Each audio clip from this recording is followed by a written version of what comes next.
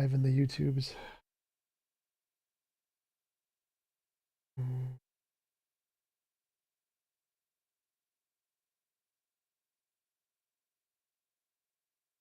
Head source. Yeah, it looks like you're good. All right, cool. Put that there. All right. JRobin, do you want to do like an introduction or something? Position, state your position or whatever.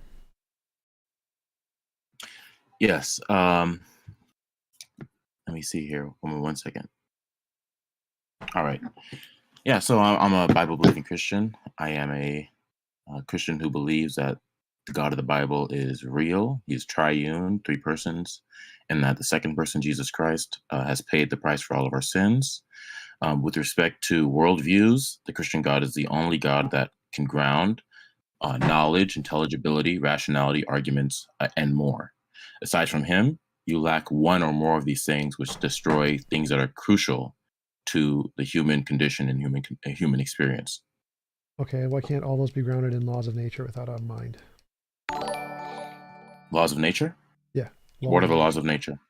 I said, why can't those be grounded in laws of nature? Because the laws of nature, unless they are derivative of something that is foundational and ultimate themselves, are not going to be ultimately the reason. Laws of nature are descriptions. They don't have any causal power. No, laws of nature describe things that exist, and those things that exist can be Correct. fundamental, which have causal power. Yeah. So what are those things that exist that are fundamental? Laws of nature. No, the laws of nature are descriptions. They don't exist. Yeah, they describe things. They describe literal things, and those things we use the word laws of nature to describe those things. Like if I ask what is God, right, so God is God. So I don't need to give any further description. Laws of nature are the necessary foundations of reality that describe everything. They are the preconditions of intelligibility. They explain morality, logic, and give everything that humans require for reason. Okay, so what do the laws of nature describe? I don't understand the question. Like, do you not know what you just said the laws is? of nature? You just said the laws of nature.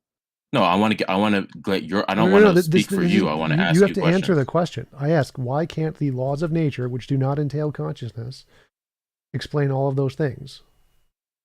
Because in the world where there is laws of nature and you just have them existing in a vacuum, then they're not grounded in anything. Okay, so that's why I want to know from you in your position. That's not an argument. So that's an assertion. Like I can just say the same thing about God. Yes. In a world where God is, he has to be grounded by something. And where God exists in a vacuum, he has to be grounded by something. Okay, that's why I want to know what grounds the laws of nature. Nothing. So laws of nature are necessary, just like you think God is. Okay, so do they describe things? And if so, what do they describe? I don't need to answer that because that's not part of the question. So again, you claimed it's impossible. It is part of the question. No, it doesn't matter. So you claimed it's impossible for the laws of nature to ground all of these things. You need to demonstrate that. Now, all you've said is, well, they must be grounded in something. Well, I can say God can be grounded in something. God must be grounded in something. The laws of nature. Let me finish the argument. So you asserted the laws of nature must be grounded in something. That's just you making shit up. Like I can assert God must be grounded in something. That's not evidence. So you would need to demonstrate that it is necessarily the case the laws of nature can't explain all these things, because they can. Because the laws of nature don't stand in causal relation to anything. They are descriptions of things. No. Okay? So the laws of nature. Hold on, let me finish. Let me finish. No. You wanted me to let you finish. You're strawmanning the position. Well, I tried to ask. You're strawmanning the position. I'm going to mute you. So when I say laws of nature, I'm referring to the thing themselves, not the description, the literal thing to which they are describing. Like if I say tree, I'm not talking about the word tree, I'm talking about the trees themselves. So laws of nature are the thing that exist. I don't need to give you any description other than they're not your God. That's all I need to say. What are the laws? I don't need to give you any further description other than you're not your God. Well then, if you ask me why are the laws of nature inadequate, I want to know what that refers to. No. You made the claim that they can't do it. Listen, TJump. You made the claim they can't do it, which means you have the burden of proof. I'm not going to play this game with you, TJump. No. I want to know from you. If you tell me, listen, dumbass, stop, or I'm going to mute you. Yeah, we're not doing this. I'm going to mute you. TJump, we're not doing this. Dumbass. Okay, go ahead. You made the claim that the laws of nature can't do this, which means you now hold the burden of proof. I don't need to give you anything. I don't need to say anything. I didn't say the laws of nature can't do it. Yes, you did. You literally said that. No, I said only God grounds these things. If Which you come means the forward laws and of ask nature me, can't do hey, it, right? TJump, yeah, you can't. You got to control yourself, TJump. No. You need to control yourself. I'm sorry, I'm going to mute you. Hey, I'm going to TJump, mute you. I'm going to mute you. So you're made the claim. keep threatening me with you the made muting. the claim the laws of doing that. nature, because I asked you, why can't the laws of nature do this? You said they can't. So are you saying because that? I had an understanding. I had an understanding of the laws of nature that apparently is not shared between both of us. Okay. Okay. If I tell you that God grounds these things, and you come forward and tell me, why doesn't the doodle bob ground this thing? I need to know what the doodle bob refers to. Okay. So I want you to tell me, what does the laws of nature refer to, so I can adequately respond. Otherwise, you're just giving me nonsense, and then I can just move on. I can just hand wave. Because you made the claim that only God can do this. So you need to know of every possible ideology. So if you don't know of it, you can't say, wait. I do. Wait, so if you don't know of every other ideology, then you can't say they don't ground those things. You can only say that you don't know that they can ground those things. No, TJump. No. Yes, that's literally logical. You're the one that's coming. You're the one that's coming forward and giving me I don't know what it refers to. I don't know what nature refers to. It's not. I don't listen, TJump. You got to listen. I don't know what the laws of nature refers to if it doesn't refer to what I verbalized earlier, that the laws of nature are descriptions of how things in reality operate. If that's not what you're referring to, then I want to know what you're referring to when you tell me laws of nature. Then I don't know. Then I don't know what you're talking about. I don't know what you're talking about. You made the claim. You hold the burden of proof because you claimed only God can do this. TJump, I could say I don't know what the laws. I don't know what those are. So I can claim, why can't blurples do it? And you hold the burden of proof to show why blurples can't do it. I don't need to explain anything. No, because I don't know what that is. I don't know what that is. Then you can't. It could be nothing for all I know. Then you can't make the claim they can't do it. If you don't know what it is. Yes, I can. Okay, how? How can you not know what it is and claim that they can't do it? Because the Christian God has a property set, and those property sets are necessary for intelligibility. If the Fuple crank lacks those properties, that's what then I'm asking. We can go into then I want to know. That's literally what I was asking. So I said, all I need to tell you about the laws of nature is that they're different from your God, and then you need to show how they can't do it. So you claim that if it's different from your God, you need to show how they can't do it. And I told you it's not conscious. So it's different from your God. I want to know from you, what does it refer to? What are the laws? Are the laws of nature? Are the laws of nature? TJump, you gotta have to focus with me. You gotta stay with me, TJump. I'm gonna mute you. So I don't want to deal with an hour and a half. There's a conclusion, there's premises, there's evidence. You made the claim that only the things that have the property of God can ground the preconditions of intelligibility and all this other stuff. I said the laws of nature have different properties than your God. I don't need to describe them. I just need to say it doesn't have the same properties of your God. One of the differences is it's not conscious. Now, you made the claim that if there is something that doesn't have the properties of God, and this one lacks consciousness, then it can't ground the laws of logic. So now you hold the burden of proof to show that a thing, whatever it is, I don't need to tell you anything else about it. It doesn't have consciousness, so it's not the same as your God. Therefore, for some reason, it can't ground logic based on what you said, right? Okay. Is that correct? Yeah. So so are the laws of logic, or not logic, are the laws of nature? No. Descriptions. Hey, TJump, we're gonna have a back and forth conversation. Yeah, you have to answer my question. You have to answer my question. You're not going to railroad. You have I'm not to going to deal answer with my question. Listen, TJump. I'm not going to deal with an hour and a half of this foolishness. You have to answer the question. So I'm waiting for you to answer the question. I am asking a clarificatory question. You told me. No, it doesn't matter. Yes, I do. Yes, I do. No, you don't. Yes, I do. No, you don't. If I don't know what the laws of, if I don't know. Yeah, TJump. I just explained to you the argument. TJump.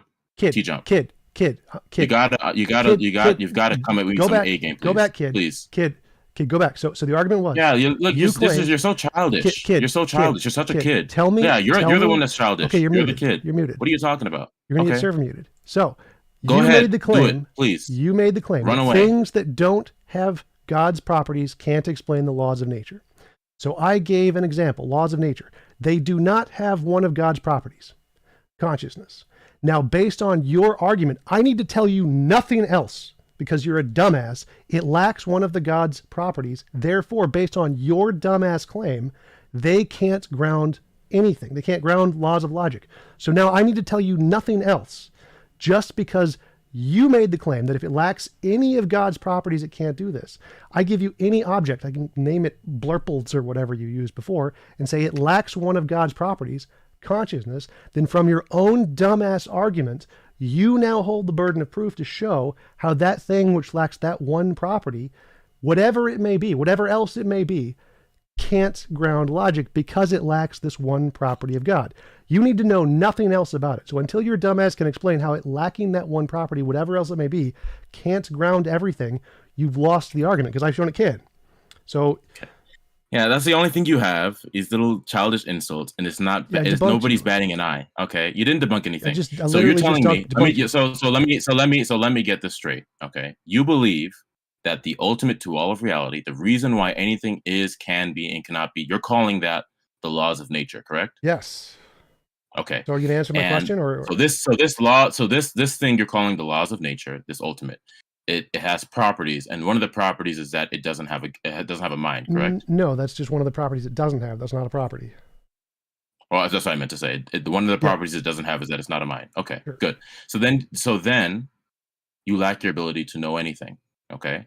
What does? Are you talking about me personally or the? Yes. Okay. How? Yes. Because it doesn't engage in revelation. It's not a mind. You don't need revelation to know things.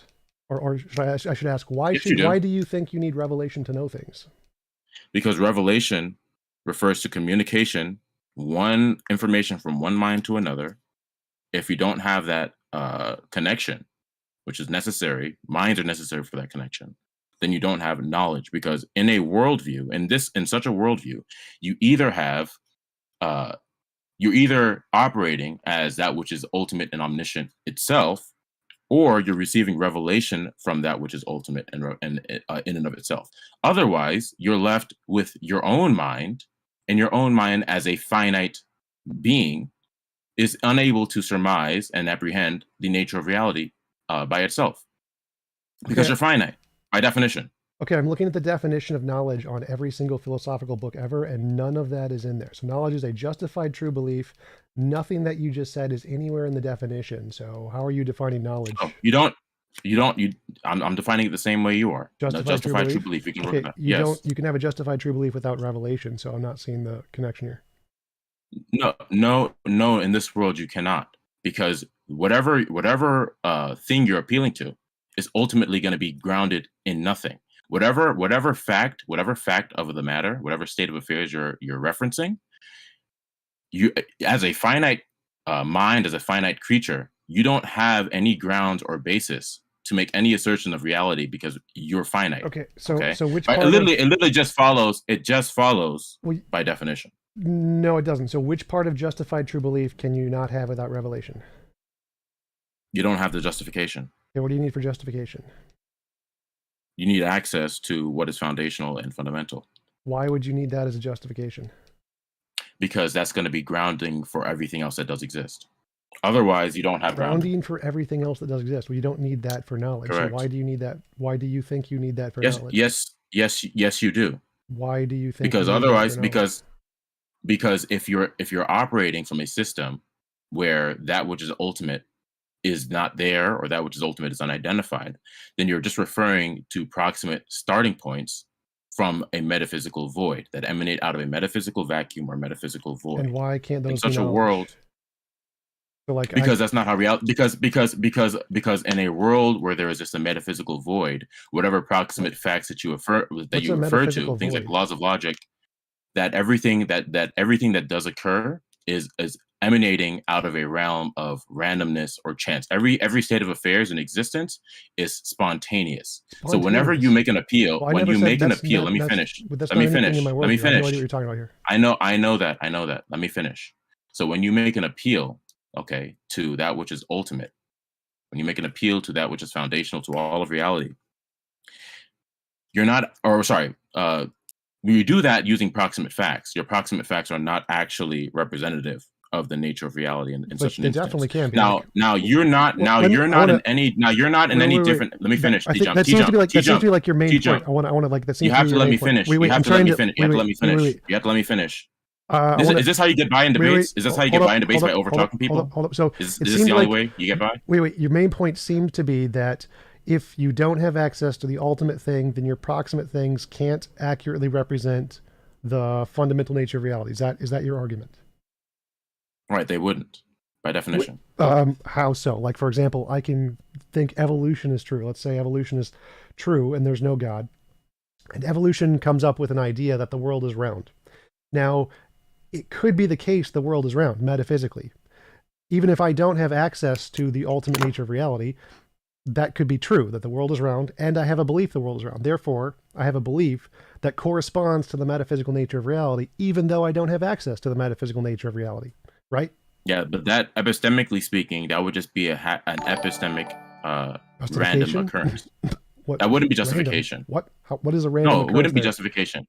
Because you're operating epistemically from a worldview which is ultimate. What's the randomness thing? Let me finish. You're operating from a worldview that is no different from the one I verbalized. Well, the worldview doesn't matter. I'm not asking about the worldview. I'm asking what is the random thing? No, you are asking about a worldview. You're talking about the fact that your worldview is a worldview where you have this quote unquote law of nature that you're calling your ultimate. That wasn't the question. You gotta let me finish, TJump. TJump, you gotta let me finish. The question was any TJump, you gotta control person, yourself. Whoa, hold up. So the question control was, yourself, please. Well, hold up. So the question was a person like a monkey or whatever can evolve, has no worldview. It just thinks the world is round because of evolution. And that could be true. Like, it could be the case metaphysically that the world is round. Therefore, this has no worldview, Chris. Just say, is it possible that evolution can come up with a belief without a God that does in fact correspond to the metaphysical nature of reality? Is that possible? Yeah, but you don't have any metaphysical truth that you can have access to epistemically. Well, that's one you don't have access to. So the question was, can evolution without God produce a belief that the world is round? And if it produces a belief that the world is round, it could be random, whatever, then could that be true? Could it be true that the world is round? Yeah, that's not the issue. The issue isn't whether or not it's true. It can be true. Anything that you could happen to stumble across truth anywhere. Well, that's what you said. What I'm talking about. I thought that's what you said. Is no, that without... I didn't say I didn't say the criterion was truth. I said the criterion was justification. Wait. Epistemically speaking, no, listen. Let me finish. I said epistemically speaking, you're not in any different of a position as someone who holds to nothing being foundational ultimate for the reasons that have been outlined earlier. Oh, okay. Well, you didn't give any reasons, but the question, I did. I think we're making progress here. So you're saying that someone can have a belief and that belief can be true and can accurately describe the metaphysical nature of reality, but the justification thing is what they're missing. So that they can have a belief and the belief can be correct and given to them by evolution without a God. So they can have perfectly good knowledge. Like, every one of their beliefs could describe reality and be 100% true, but it's just lacking justification from your perspective.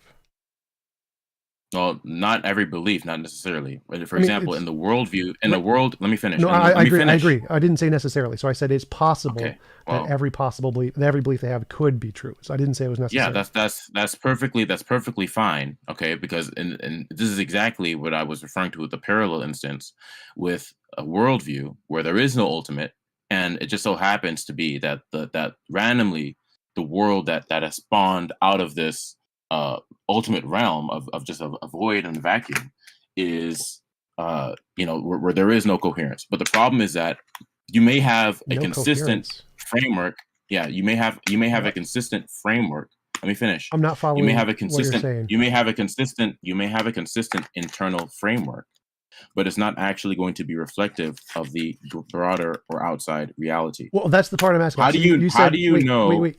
That was what I was asking. So I was asking, can a belief produced by evolution and randomness, can it possibly describe the external reality, the metaphysical reality? And you said, yes, it is possible for beliefs produced by evolution without a God to describe the fundamental nature of reality, the metaphysical reality. It's just by chance. You just lack justification. So it is possible for beliefs without a God to correspond to the metaphysical nature of reality, right? But it's not justified. They can correspond, though. Okay, wait. I might have misunderstood your question. When you say without a God, what are you referring to? When you say a belief form without a God, you're saying that they don't presuppose God ontologically, or that God doesn't exist. I'm not sure. So, like, you said it was impossible that without a God, for you to form beliefs which correspond to reality, something like that, right? Yeah, form belief that corresponds. Yes. Right. My argument is that if there's no God, just evolution, or God could be there but he doesn't do anything, just like evolution just created you randomly without like a deistic God who doesn't interact with the universe or whatever. Either way, evolution can produce beliefs in your brain that correspond to reality, and you don't need any kind of God interference to get that. Evolution itself can give you a belief which is true about reality. Yeah, you can stumble upon true beliefs, correct. Okay, so you can have true beliefs without a God. And so the thing you're missing is the justification. So what do you require for, like, what is your definition of justification? Ultimately, it's going to tie back to to revelation. That is going to ultimately tie back to God's existence. Okay, so what's your definition of justification? A causal chain or some sort of a revelation that is there that will ground the veracity of claims. Like if I said, what is evidence? Evidence is this ruler. Well, that ruler wouldn't be evidence. That ruler is an example of evidence. So I'm asking for like what your definition of evidence is, that which revelation meets that criterion and other things don't. It conforms to God himself, to God's mind, or to God's plan or will. Conforms to, I don't understand. Like, what is your definition of your justification is conforms to God? I don't understand how that fits a definition of justification. Like justification, if I tell you that I'm justified in believing this proposition, it's because whatever thing I'm pointing to and the inferences I make are derivative of that which God has put in place. Okay, so revelation, general or special form. So typically in philosophy, justification means a reason to believe some proposition is more likely true than false. Correct, and I'm referring to revelation, general and special revelation. Okay, so your definition of justification is the same as philosophy, where it's things that make it more likely to be true than false. Well, I'm being more specific with respect to the position, because I believe that justification will ultimately have to do with what God has revealed, either generally or in special revelation. Okay, that's what I'm referring to specifically. So what you would agree the definition of justification is things that make it more likely to be true than false. Is that? Generally speaking, sure, but it's not divorced from God's revelation. Okay, so we're trying to figure out what things can make things more likely to be true than false. You're cutting out. Can you hear me fine now? Is it fine? Yes. So yes. The question is what counts as justification? What gives us what makes one thing more likely to be true than another? And you're saying it's God's revelation. Yeah, an appeal to God's revelation. So we could use something like an empirical methodology within God's world, because there are things like regularity, there are things like laws of logic, laws of nature. So in that sense, we can make appeals to those things. Yeah, that's exactly what I was asking. So how does God's revelation, or what you think God's revelation is, make things more likely to be true than false? Because God revealed it. Well, that's the definition of revelation. But the question is like, how do you know, how does that make something more likely to be true? Like God could have revealed something that's false. It doesn't make something, it's not about, that's why I'm telling you, I have a more specific definition of justification. It's not about being more likely to be true in the sense that we're talking about, going under. So if we're talking about like an empirical methodology, sure. But I'm saying that when it comes to affirming beliefs, ultimately, if it's justified, it's going to rely back on the revelation of God, either in general or special revelation form. Okay, I'm not following at all what you're saying here. So in philosophy, justification is a reason to believe that the thing is more likely true than false. So it doesn't. Yeah, but I'm telling you that what I'm using is slightly different. You can use that in a general sense, but I'm saying that more specifically, what I'm referring to is that God's revelation is going to be the appeal that we make, or something that we appeal to in order to justify beliefs. Okay, so God's general revelation or God's special revelation is what we're going to be appealing to. It's called a revelatory epistemology. Right. I understand that you say that revelation is your justification. That's what you use as justification.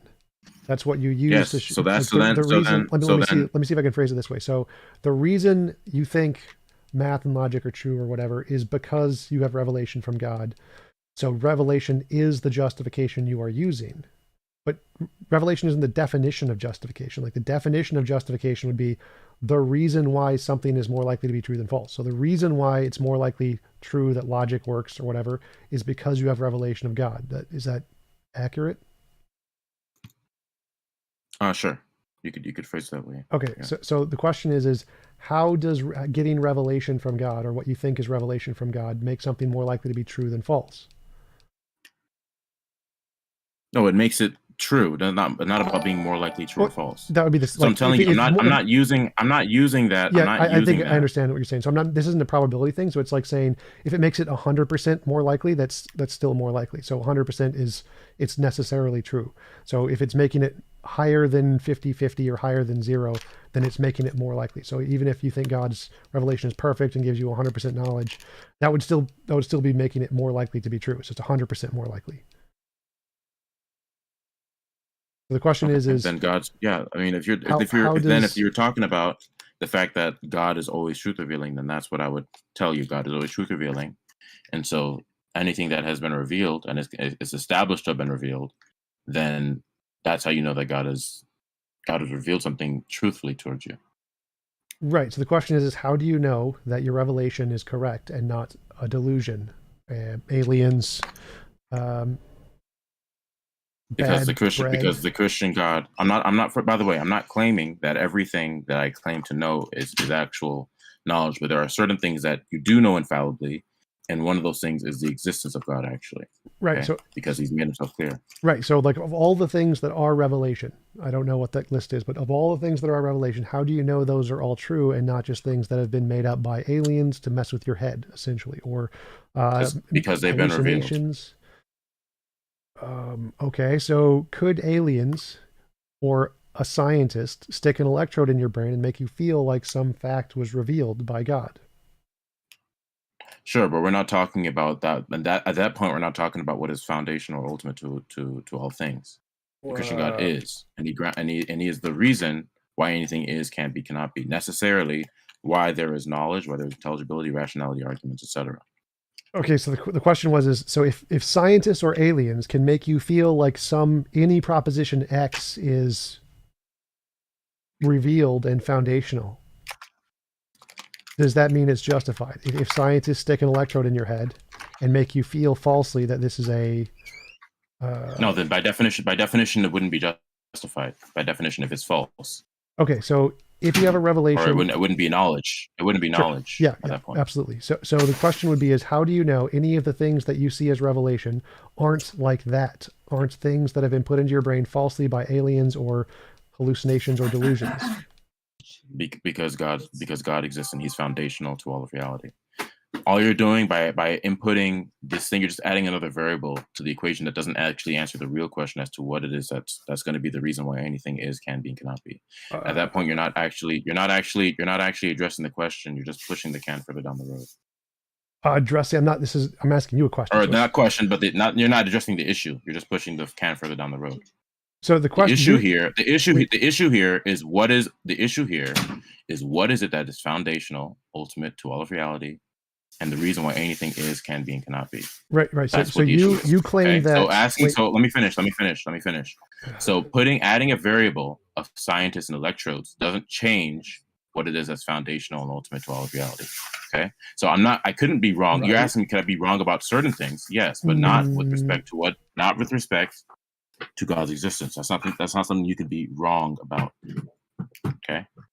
So the question was: there's an innate awareness of God's existence. Right. So the innate awareness can be compelled by scientists. Scientists can create that innate awareness, so it can be false. No, not that. No. That's not possible. So scientists can't stick an electrode in your brain and make you stop believing in God or start believing in God.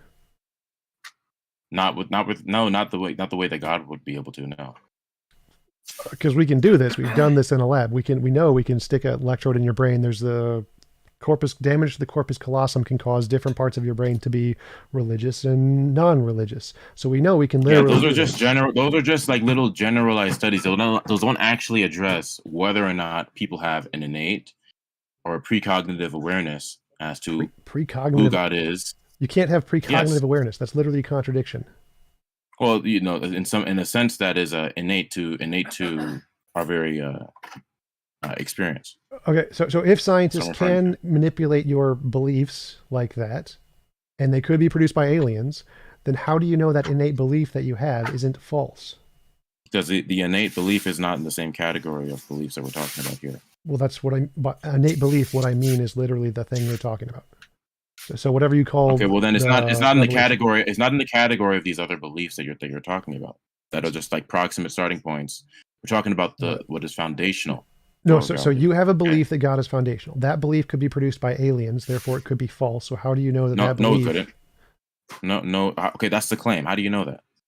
I asked, could aliens produce this belief that you have? You just told me that they could. So substantiate that. Well, because I asked, that was the first question. The first question was, could this belief that you have, that things that are foundational or ultimate or whatever, could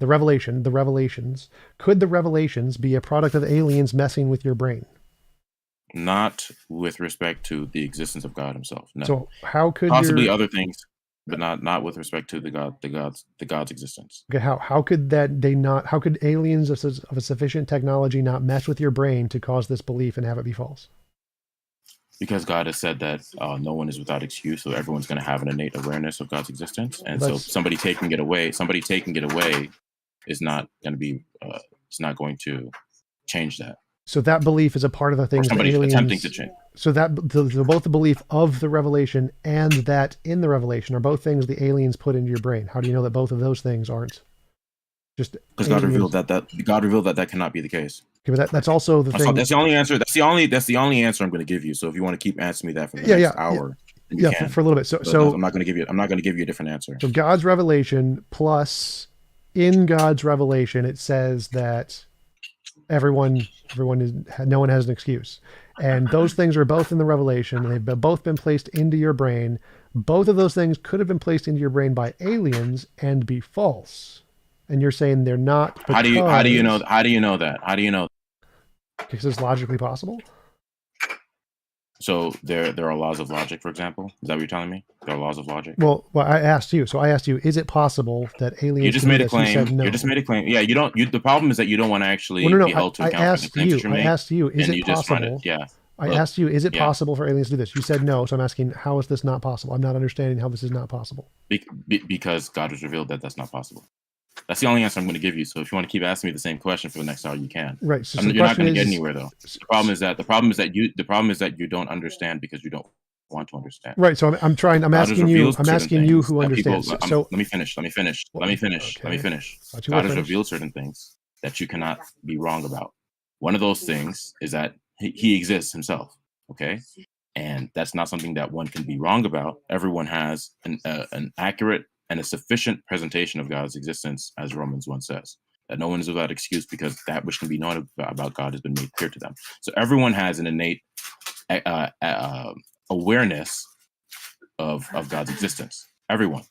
Now, you're the one that's trying to claim that that's not possible, or that it's possible that that could be, compromised somehow. That's the claim that you're making. Sort of. Well, I'm not. Now, if you're trying to ask me.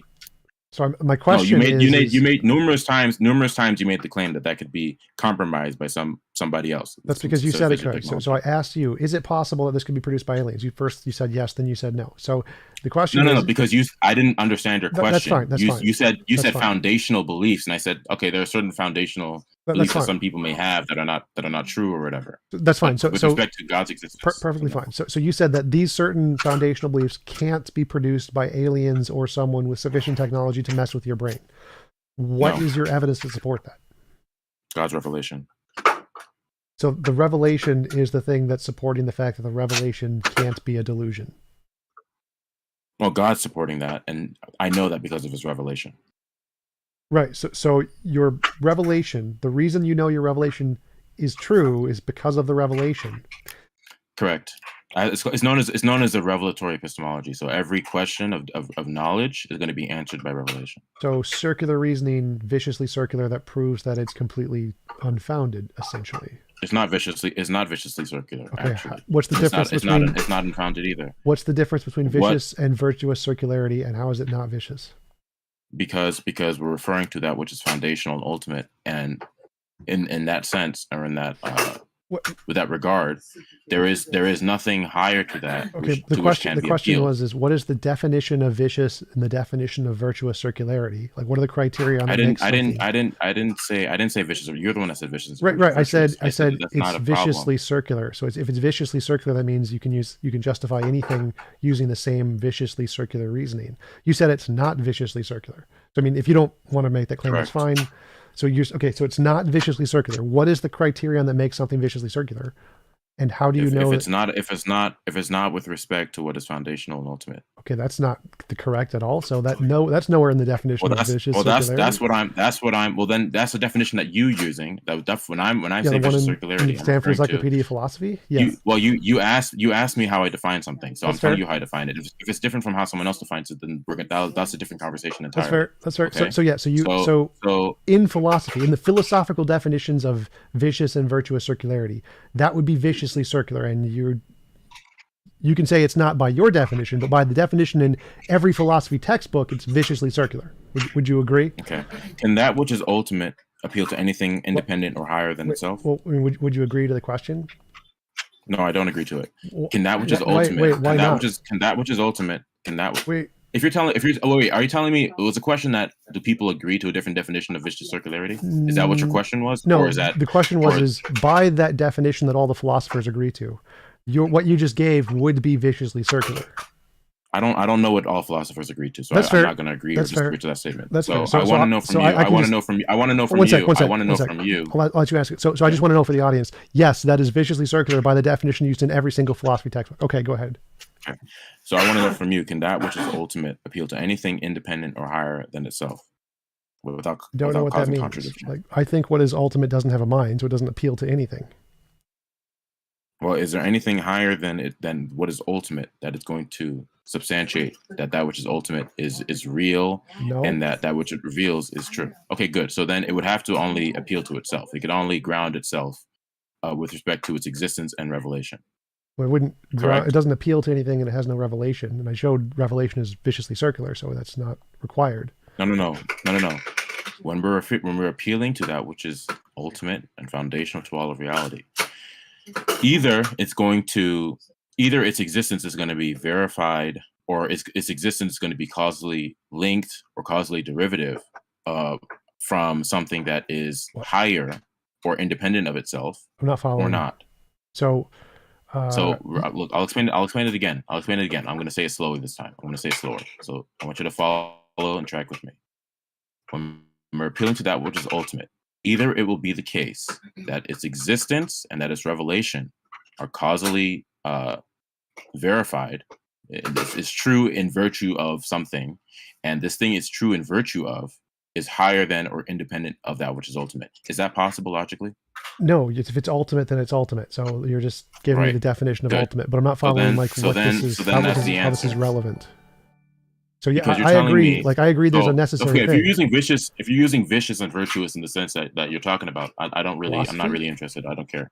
Okay, I don't really care about that, because that's not what I'm talking about. Wait. So you said you're using the same definition of knowledge that I am. Now, in my definition of knowledge, you can't use vicious circularity in the philosophical definition, because then that undercuts justification. That proves it's not justified. That proves it's arbitrary. So by my definition of justification, what you just gave fails as justification and doesn't count as knowledge. So your revelation fails as knowledge by my definition, whereas my definition works just fine. So your definition is justify true belief, and what is justification? A reason to believe that a proposition is more likely true than false. Okay. Now, in your worldview, how do you substantiate the existence of this ultimate law of nature? What is that? How do you substantiate its existence? You don't need to for knowledge. So you don't actually need to know that for knowledge. So you don't. So how did you determine that this thing exists? Well, I don't. So if I have a belief that. So you don't know. Wait. So knowledge doesn't apply to the necessary thing. I can have knowledge that my butt itches. Does that tell me anything about the necessary thing? No, I don't need to know anything about the necessary thing to know my butt itches. Okay, you told me that this being exists. I want to know, is there a reason why you believe that it exists? Sure, I think there's a necessary thing, but that's a different topic. Is that an empty assertion, an assumption, or is that grounded in anything? Yeah, it is definitely grounded in something, but that's different from because we were just having a definition about what counts as knowledge, and this is a separate topic. So just going with the definition of knowledge, like I think you asked, like, how do I ground knowledge or something? So I ground knowledge in cogito. I think, therefore I am. I can't think I exist and be wrong at any time in any possible universe. God couldn't make me do it. If God existed, it would be impossible for me to think I exist and not exist. So that means I'm in reality. So I have a connection to the ultimate nature of reality. I don't know what everything about reality is or what it's fundamentally made of, but I don't need to. All I need to know is one thing in reality, which is absolute, which is that I can't think and not exist. Okay. How did you determine that this ultimate exists? That's what I want to know. How did you determine it exists? Because I can't think and not exist. Therefore, there must be the ultimate thing, which I'm a part of. So wait, hold on a minute. Now you're telling me you're a part of it and it's not separate from reality. So reality is the ultimate thing. So I'm a part of reality. Okay. Well, originally you told me the laws of nature were ultimate. Yeah, those are synonymous. The laws of nature describe reality. Reality is the ultimate thing. No. The laws of nature describe reality. Exactly. They describe reality. So then they're not reality themselves. Right. They describe reality. They describe the properties of reality, which is reality itself. So then the laws of nature are not ultimate. Reality would be ultimate. The laws of nature is synonym with the thing it's describing, which is reality. So all those terms mean the same thing. So reality is ultimate in your position? Yes, reality is ultimate. Okay. Is it not in yours? Do you disagree with that? Does reality refer to all things in existence? Sure. Okay. Is anything in existence in the set of all things? Are they all eternal or are any of them contingent? Sure, lots of them are contingent. Okay, so then reality is not ultimate. No, reality is still ultimate. No, if reality refers to the set of all things, and you tell me that, or not the set of all things, but if reality refers to everything in existence, and you tell me that there are certain things that are in existence that are not ultimate or not eternal, then reality itself. Composition division fallacy. So when I say reality is ultimate, that doesn't necessarily mean that's literally a composition division fallacy. So when I say reality is ultimate, that doesn't literally mean everything in reality is ultimate. No, that's what it means. I just asked you a clarificatory question. If you say reality, and by reality you're referring to everything that exists, then you're telling me everything that exists is ultimate. And for something to be ultimate, composition division fallacy. No, it's okay. Look, so hold on a minute. Hold on. Go ahead. Reality equals everything that exists, correct? Sure. Okay, so let me just write this down. Everything that exists is ultimate. No, false. Okay, so then reality does not refer to everything that exists. Nope. So I can say Tom is a person. People are made of cells. Tom is a cell. Oh, composition division fallacy. So when I say reality is ultimate, that doesn't mean everything in reality is ultimate. It just means some feature of reality is ultimate. Some property. No. Then reality wouldn't be ultimate. It would be some property or some entity in reality. It would still be reality. The word reality would still apply there. So some property of reality, which is also called reality, is ultimate. So that's how words work. Okay. You just told me reality equals everything in existence, correct? Yes. And that's still a composition division fallacy. If reality refers to everything in existence, then you're telling me everything in existence is ultimate. I've already corrected you on this. If you're too stupid to understand, that's your problem. So if I say reality and reality is ultimate, that means some property in reality is ultimate, and that's sufficient. That is sufficient. Okay, so some property in reality is ultimate. Sure. Okay, what is this property in reality that's ultimate? I don't know. I don't need to. I don't need to for my argument. So then you don't actually have access to what it is that's ultimate in your position. Yes, because I'm a part of reality. So that doesn't mean you have access to what it is that's ultimate. Yes, it does, because I can't not and be that in reality. And that statement itself depends that there is an ultimate. No, yes, it does. Yes, I can have access to the ultimate in reality because I can't both think I exist and not exist at the same time. Therefore, you just told me you don't know. Finish the argument. So you don't have access by definition. Wait. So I can say I have access to some part, and that part is sufficient. And that part is that I can't both think I exist and not exist. And that whatever feature of reality instantiates that is something I have access to. And so I have access to the fundamental nature of reality, even though I don't need to know anything about it, other than it instantiates that one fact. So I can say that knowing that there is some ultimate instantiates some indefeasible fact, gives me access to the ultimate, even and I don't need to know anything else about the ultimate. nothing else. Okay. That's indifferentiable. What you just told me is indifferentiable from a world. It's not a word, but where indifferentiable, yes, it is. It can't be differentiated. Indifferentiable. Yeah, indifferentiable. It's not. Listen. You cannot differentiate between what you just told me, what you just verbalized, and a world where you exist spontaneously out of a realm of chance or out of a metaphysical void. Well, it still exists. Within that system, hold on a minute. Hold on. Within that system, there are no actual laws of logic, for example. Okay, there are no laws of nature. No, there aren't. There are, you may listen. What you're saying doesn't make any sense. So wait. You may within this. Let me finish. I'm not understanding. I'm not understanding. I'm asking a clarifying question here. So you're saying that I can pop into existence, but somehow I can think I exist and don't exist? Yes. And that in the worldview where there is a yes, I'm explaining it to you. I'm explaining it to you. Please go ahead. Explain to me how I can think I exist and not exist at the same time. Go. Because in the world that you're espousing, there are no laws of logic. It may be the case that locally you may have some laws that may have been established, but in the grand scheme of things, these things don't actually exist. Okay, so they just spontaneously came into existence, and they're not actually there. So your belief states they spontaneously exist but don't exist. Yeah, any state of affairs that you appeal to, any state of affairs that occurs, is born out of chance. It's random. It's spontaneous. But it exists. So that is indifferentiable. That's indifferentiable. Well, no, that's not necessarily the case. That wouldn't necessarily be the case either. So they come into existence but don't exist. Yeah, that would be perfectly fine within the worldview that I'm talking about, because what is ultimate doesn't exist. There is no ultimate.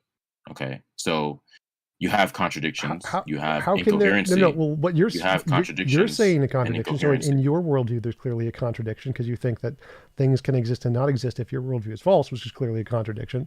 So because in my worldview, that doesn't work. Like in my worldview, that can't occur. So in your worldview, you think there's contradictions. So how is it possible? That's not the issue here. That's not the issue. What I'm telling you is that the position you're espousing, okay, is indifferentiable, okay, from the world where everything that occurs is spontaneous. There are no laws of logic, which leads to incoherency, which wouldn't even be a problem in that. Well, I can definitely differentiate between that. So I can say, I can differentiate. You said I couldn't differentiate. I can differentiate because I can't think I exist and not exist. Like in my worldview. Yeah, how do you know that? How do I know? How do I know logic does? The laws of logic don't stand in causal relation to anything. That's right. They describe reality. Reality exists. Right. So they don't stand. So then they don't stand in causal relation to anything. Right. They describe reality. Reality is the thing causing this. Reality is the thing causing me to be able to exist or to think I exist and not exist. It's not the laws. The laws, as you said. So is reality. So laws of logic are exactly like the laws of nature. They describe nature, or they describe reality. So reality is the thing that can prevent me from thinking I exist and not existing. So it's not possible for me to think I exist and not exist if I exist in reality, because reality instantiates that. So is reality itself eternal? Sure. Yes. Okay, and how did you determine that? How did you determine that? How did I determine that reality is eternal? Like I don't care if it would be or not. I don't think that's relevant to the argument. I don't understand your question. So you hold on a minute. Let me get this straight. You believe reality is eternal, yes or no? Yes. What does this have to do with the argument? Now, how did you determine reality is eternal? Well, this is a separate conversation, so this isn't relevant to my previous point. I don't understand how is this like. What is your relevance to my previous point? I just want you to answer the question. How did you determine that it's eternal? I don't understand how this is relevant to my previous point. Like, this is a different topic. Are you committing now to dodging and evading the question? This is a separate point. So I'm happy to talk about this. Are you committing? I just want to know. Look, it says a yes or no question. Are you committing now? This is a separate point. So you're bringing up a red herring. Okay. A red herring. So I'm happy to talk about this. How do you know? Wait. I'm happy to talk about your red herring. How do you know? But first, I want you to address the previous point. Like, you brought up a separate point that has nothing to do with my previous point, which debunks your position. It seems like you're dodging the actual point. Like, I use induction just fine, but whether or not reality is eternal has nothing to do with my previous point. So my previous point was, how can I exist? Because if reality is not eternal, then it's contingent. Wait. So my question is how can I think I exist and not exist? You said this is somehow possible in your worldview. So go ahead and explain to me how this is possible in your worldview. I didn't say it. No. I didn't say it was possible in my worldview. I said it's possible in the worldview where nothing is ultimate. Right. So in your worldview, if God didn't exist, this is possible. Correct, because this is a problem in your worldview. In your worldview, logical contradictions are possible. No, that's not. Listen. That's not. They're not possible. Okay, so let me ask again. So if God didn't exist, TJump. Now you're trying to dodge from the question I asked you. No, because you're very skilled at it, but I'm not. Like it's not going to work. No. So again, I want to know. I asked you a question first. My question was, how can I exist? Actually, I asked you the question first. No. Remember. I asked, how can I think I exist and not exist? That was the question. Then you asked your question about, how do I know reality is eternal? But that was after. So first I asked, how can I think I exist and not exist? You said, in your worldview, this is not my worldview, this is your worldview. In your worldview, if God didn't exist, this would be possible. So in your worldview, this is possible. This is your worldview, not mine. I don't think it's possible. No, it's not. God. It's not possible. It's not possible because God does exist. So it wouldn't be possible because God exists and He exists necessarily. Right. So if okay, it's so only, it's not. So in my world, so you're look, TJump, look, you're being extremely dishonest and you're misrepresenting. I'm trying not to be dishonest. I didn't say that. I didn't say. Listen, I didn't say contradictions were possible. I said that. Listen, I didn't say contradictions are possible. I said that aside from the Christian worldview, they're possible. They're not possible in my worldview because I hold to the Christian worldview. So okay. Go back. So you said the reason that this is not possible is because God exists. That means if God didn't exist, it would be possible. So in your worldview, if God didn't exist, this would be possible. So you're saying in your worldview, if God didn't exist, this would be possible. So that's the thing in your worldview. This isn't in my worldview. This isn't any philosopher. Yeah, but the worldview where God doesn't exist is not possible. So then everything within the worldview where God doesn't exist would not be possible either. So it's not a possibility in my worldview. I'm just giving a conditional statement to show the implications. Right. So you would need to. Let me finish. To show the implications of denying the worldview that I'm talking about here. So I want to know from you now that you've dodged. You haven't answered the question yet. So I'm asking. You said this is an implication. You said this is an implication of not accepting the God worldview, which means you need to show it as a logical conclusion to what happens if you don't believe in God, essentially. So you're saying if you don't believe in God, one of the conclusions... I already did. I haven't followed it. So you're saying if you don't believe in God, this leads to the conclusion that you can think you exist and don't exist at the same time. Now, I need to understand how this is possible. I don't accept there's a God. Most rational people don't. Yeah. Okay. So go ahead. Thank you. Because in a world, in such a world, nothing is ultimate. So everything that occurs will be born out of a metaphysical vacuum or void. And in such a case, right? Well, that's a straw man. There's no causal connection ultimately you asked me in a worldview where God doesn't exist, right? So we're talking about what is ultimate to all reality. So there is no ultimate in this reality. Okay? No, there is. So I say there is an ultimate. If there is no ultimate, hold on, let me finish. If there is no ultimate, okay, then you don't have things like laws or impossibility or necessity. Okay, you don't have those things. So that is the position that I'm responding to. Now, I want to know from you. So I want to know. Okay, that's fine. You haven't answered the question. That's what I was. You haven't answered the question. TJump. You're evading the question. Straw man. So I didn't say there was nothing ultimate. I said there can be lots of ultimate things, none of which entail a God. Like the very beginning, I said all of those things that you explained can be explained by an ultimate thing which isn't a God. It lacks consciousness. Okay. So all of those I'm referring things, to ultimacy. I'm referring to why an ultimate is necessary. Right, and I'm saying we can have an ultimate that doesn't have consciousness. That was the very first argument. So that's your position. Now I want to know from you: is reality eternal? Outside of some part of it is outside of space and time. So would you call that eternal, or are you would you say God is eternal or outside of space? There is never a state of affairs wherein reality was not actual. Yeah. Okay. How did you determine that? Because it's reality. There is never a state of affairs where I can think I exist and don't exist.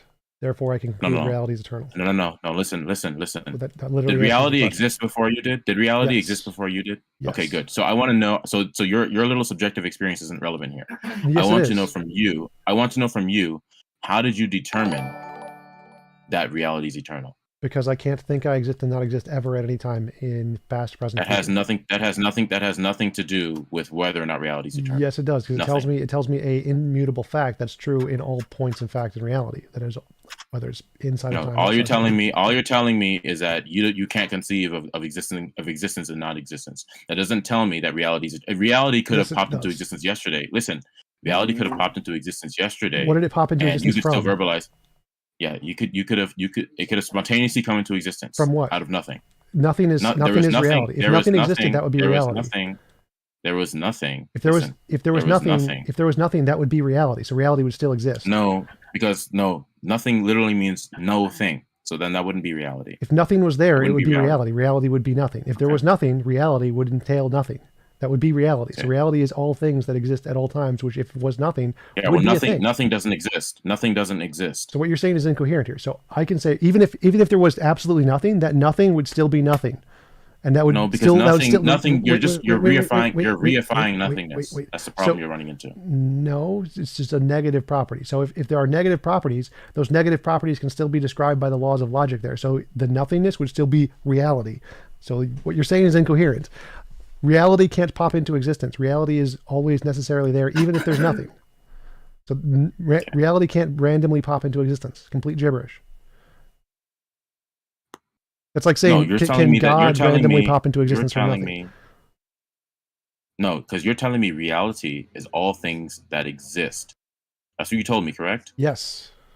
Okay, good. So nothing means that there is nothing that exists. There are no things that exist. So nothing doesn't exist itself. You're reifying nothing here. No, it would still be. It doesn't make any sense. If nothing was if all of reality consisted of nothing, that would still be reality. Okay. So you're just telling me that are you saying it wouldn't? Are you telling me? Are you saying you're telling me that there is just a state of affairs? That's not what I'm asking about. I'm asking you about everything in existence, everything that does exist. Okay. Whatever the state of affairs is would be. Did all of these things? Those are terms. I'm not asking. Listen. Those are synonymous terms. You're answering a question I'm not asking you. You're answering me a question I'm not asking you. Okay. I don't disagree. I'm not. You're trying to make it controversial, and it's not controversial. I have no idea what we're talking about. You're telling me. Yeah, because you're just telling me. All you're telling me is that there is always a state of affairs. And that's reality. That's really synonymous. That's synonymous with reality. So what? So then reality is just a state of affairs. That's what you're telling me? Like all of the states of affairs. That's reality. So all the things that exist, you can describe those as a state of affairs. That would also be reality. Are there any spontaneous occurrences? Possibly, yes. Quantum mechanics, maybe. I don't know what this is relevant. And so these spontaneous occurrences, including everything that does exist now, are those spontaneous? Did that spontaneously come into existence? I have no idea what you're asking. Is the physical reality? You're a physicalist, correct? Sure. Materialist, you mean? You're talking about physicalism? Is that the brain? I meant materialist. Yeah. Yeah. Okay. So, did this physical reality come into existence spontaneously, or is it eternal? Eternal outside of space-time. Okay, so this physical reality always there was never a state of affairs wherein this physical reality was not actual. Yes, space-time is emergent from other more fundamental physical properties that didn't come into existence. So how did you determine that was the case? Evidence and justification. That's a throwaway answer. What? Just non-specific. That's non-specific. That doesn't refer to anything. Well, it does, because it refers to our previous conversation. Like our previous conversation is what constitutes justification of knowledge. So if I have some methodology that, like the one you presented was viciously circular, so the one you presented fails. I have one that isn't viciously circular, so mine actually works, and I can get knowledge from my methodology. Okay, so how did you determine that reality or the physical reality was always actual? By using what was the line of reasoning? By using what is it? Be specific, please. Be specific. By using the knowledge that I've actually accrued, the definition of knowledge that we found that isn't viciously circular, we can use that to build things like logic, math, science, and use those to learn things about the universe. Yours is viciously circular, ours isn't, so ours gives us justification, yours doesn't. Okay, that doesn't answer the question. What? I want to know from you, how did you determine Be specific here. Don't just tell me I use reasoning. I want to know what the reasoning was that you used to determine that the reality, the physical reality is eternal. What is the line of reasoning that you employ?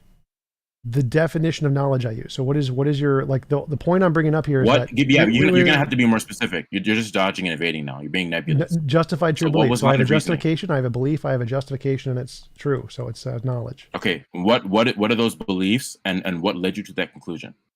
The justifications, which are used. What are those justifications? The way to differentiate imagination from reality through novel testable predictions. How does that necessitate that reality is eternal? Necessitate. It increases the probability it's true, which is what justification is. Justification does not necessitate anything. All you need is to increase the probability. So if you're just trying to fast look, you're not going to fast talk me. I want to know. You're giving me. Wait, remember, justification. Justification is something that can increase the probability a proposition is true than false. So if I can have something. What was the line of reasoning? What was the line of reasoning? So if I have a methodology that can increase the probability a proposition is true other than false, like science, that gives me knowledge because I now have a justification for a belief. Okay. What did you employ that determined science? Is science the answer you're looking for? I want to know from you. What is your position? I'm not looking for an answer in specific. I want to know your position. Well, I have no idea how you made the science. How did you make science? Is how we learn energy. If I ask anyone on the street, how did you determine X? This is not going to be a complicated question. Science is the answer. Science tells us things. Okay. Made up revelation doesn't tell us things.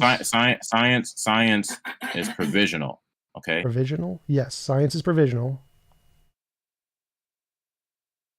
Yeah, science is provisional, right? So, yes. Or the claims in science are provisional. Yes. Okay. That means that they are not. They don't make truth claims in science. Yes, science they do. does not make truth claims, yes, or they don't prove do. things. No, they don't. This is basic. Basic. It is basic science. It's called fallibilism, which is the consensus in science and philosophy that knowledge, which is a claim of truth, doesn't require certainty. So yes, you can make claims of truth without certainty. You just need justification. Justification doesn't require certainty. It just needs to increase the probability of a proposition being true rather than false. So yes. So what you're telling me? So then you're telling me that your framework is necessarily true. Yeah, you cut out. Say that again.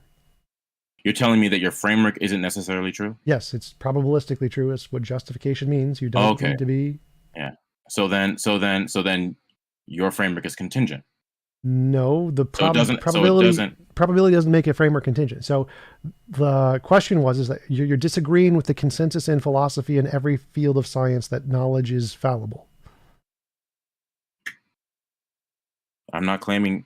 We're not talking about fallible knowledge here. I'm talking about the fact that when you make claims, when I'm talking about when you make claims about anything, they're subject to further revision, and that's what fallible means. So we were talking about fallible. Yes, fallible knowledge, fallibilism. Okay. Fallibilism is the position that you do not need certainty for knowledge, and they can be revised. Yes.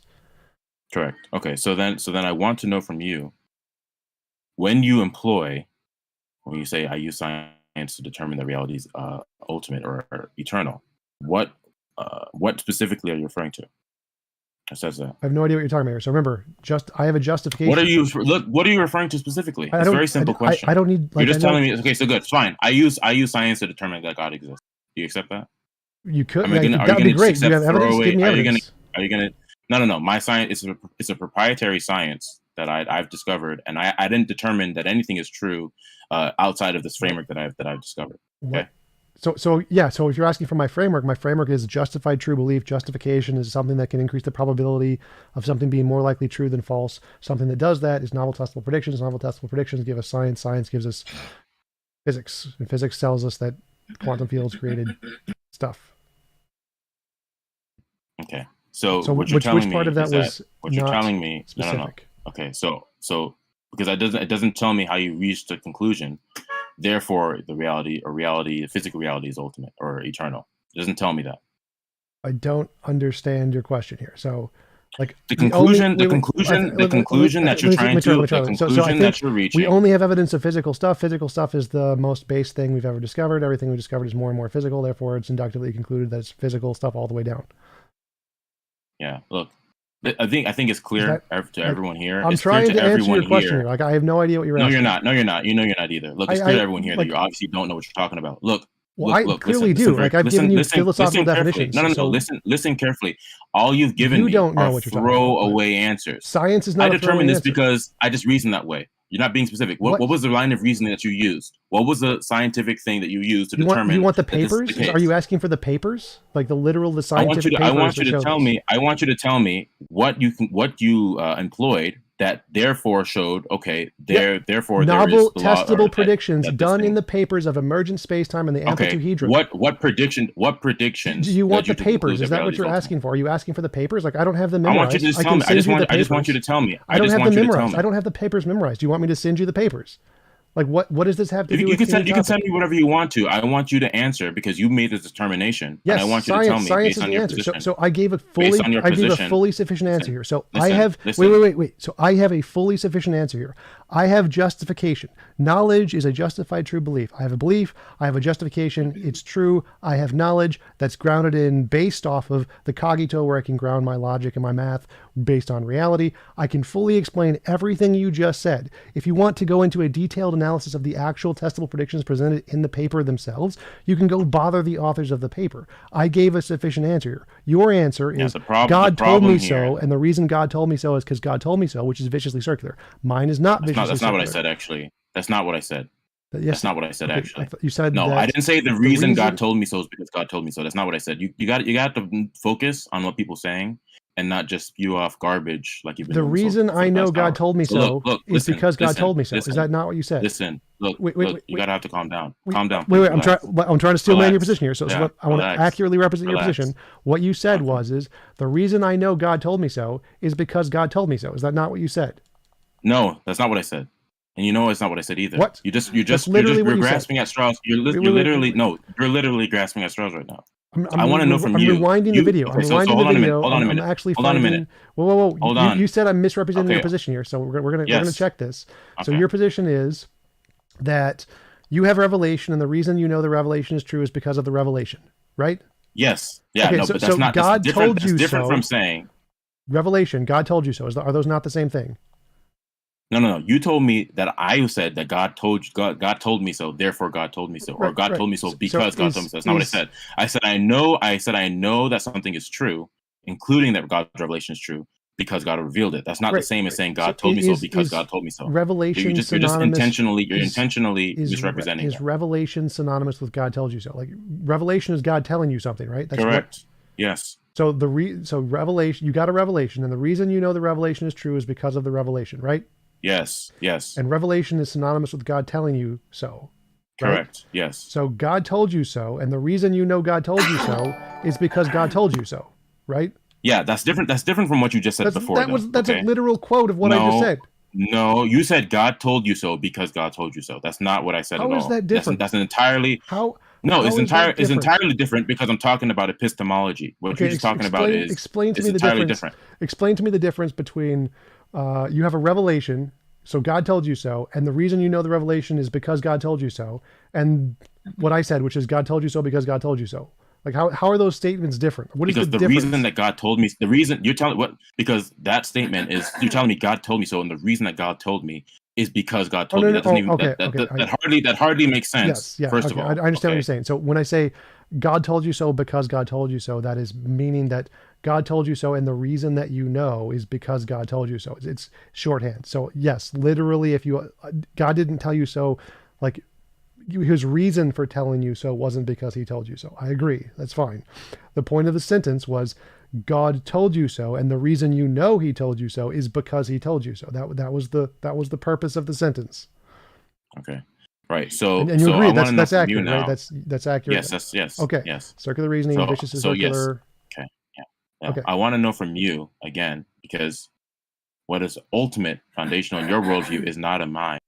Yeah, it's energy in my is what I think it is most. Whatever is not a mind. Yeah, I think it's energy. And so there has been no revelation. All you appeal to, all you're appealing to, is your own mind, your own rationality, your own mind, which is finite. It's not infinite and it's not omniscient. None of that is in my definition of knowledge. In which case, so that doesn't matter. In which case, hold on, let me finish. In which case, all you are left with is whatever you surmise. Knowledge. And I'm left with by knowledge. yourself, independent of that which is ultimate and foundational. I have knowledge. You have no way of determining the ultimate nature of reality. Well, again, and that's exactly hold on a minute, let me finish. And that's you're kind of skipping over the point. Let me finish. And that's exactly the issue that we're running into here. Because right. I mean that is the issue. You've skipped the entire topic. You've skipped the topic. So the topic is what is the definition of knowledge? My definition of knowledge is a justified true belief. Nowhere in that definition does it say anything about what's ultimate. You don't need anything ultimate to have knowledge. So what I'm left with my own human brain is knowledge. I have knowledge. I have knowledge of the fundamental nature of reality with my own human brain. Knowledge doesn't require anything. Nowhere in the definition of knowledge does it say anything about the fundamental nature of reality. Okay, so then the problem that you end up running into then, because you don't have a foundation, or because you assume a foundation, but you don't assume it when it comes to knowledge. Your worldview assumes it, but with respect to knowledge, you don't assume it. Say that again. I'm not following the problem here.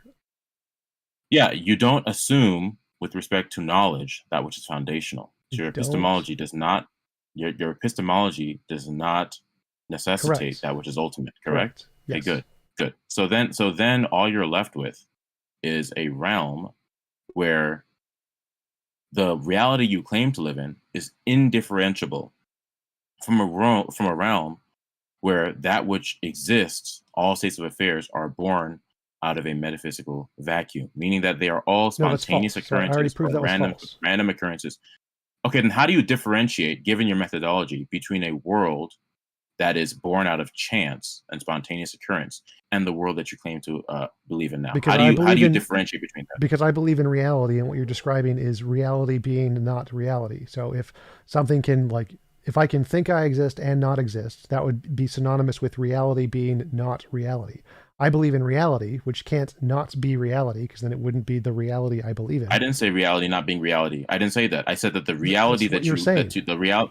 Listen, I didn't say reality not being reality. I said that whatever worldview you're espousing is indifferentiable, right, between that self, that worldview, and a world where everything that occurs is spontaneous and random. In such a world, you don't have intelligibility. Right. So you may have a local sense. How do I differentiate? So you asked how I can differentiate. So here's how I can differentiate. The thing you're describing, what you're describing, is where someone can think they exist and not exist. That is reality being not reality. So a reality where someone can think they exist and not exist is the exact same thing as reality being not reality. I believe in reality. I don't believe in reality being not reality. So I can differentiate between those two, because in mine, I believe in reality. What you're saying is reality being not reality. I'm not saying reality being not reality. I'm saying that the reality or the state of affairs, because if you're just saying that that reality refers to states of affairs, then the state of affairs in the grand scheme of things is that everything that occurs is random and born out of chance. No, it could be completely necessary. That's what you're telling me. Be fine too. So again, that has irrelevance. So the question here is what you're saying. How do I differentiate between what you're describing? You said you can't differentiate between what I'm saying and a completely randomness world. Yes, I can, because in a completely random world, where by random you mean where logical contradictions are possible, reality can be not reality. Yeah, and how do you differentiate between? Because I believe in reality, where it can't be not reality. So basically, your belief in that is what substantiates and actuality. My existence proves that. So I can't think I exist and be wrong. So my existence proves that. No, you can exist in a world where there are logical contradictions. No, are you telling me you can't exist in a world where you can't? So if there's you're telling me you cannot exist in a world where there are no logical contradictions, yes, and that spontaneously it just happens, and that spontaneously listen. Yes, I'm saying yes to your question. So yes, you cannot live in a world with logical contradictions, because if you live in a world with contradictions, then you don't live in a world with non-contradictions or with contradictions. So yes, you can't live in a world with contradictions. No. Yeah. So if you believe that, then you're gonna have to answer, how do you differentiate between these two worlds? Because if I lived in a world, let me tell you. Locally speaking, with respect to your own subjective experience, a world where we have it grounded in something.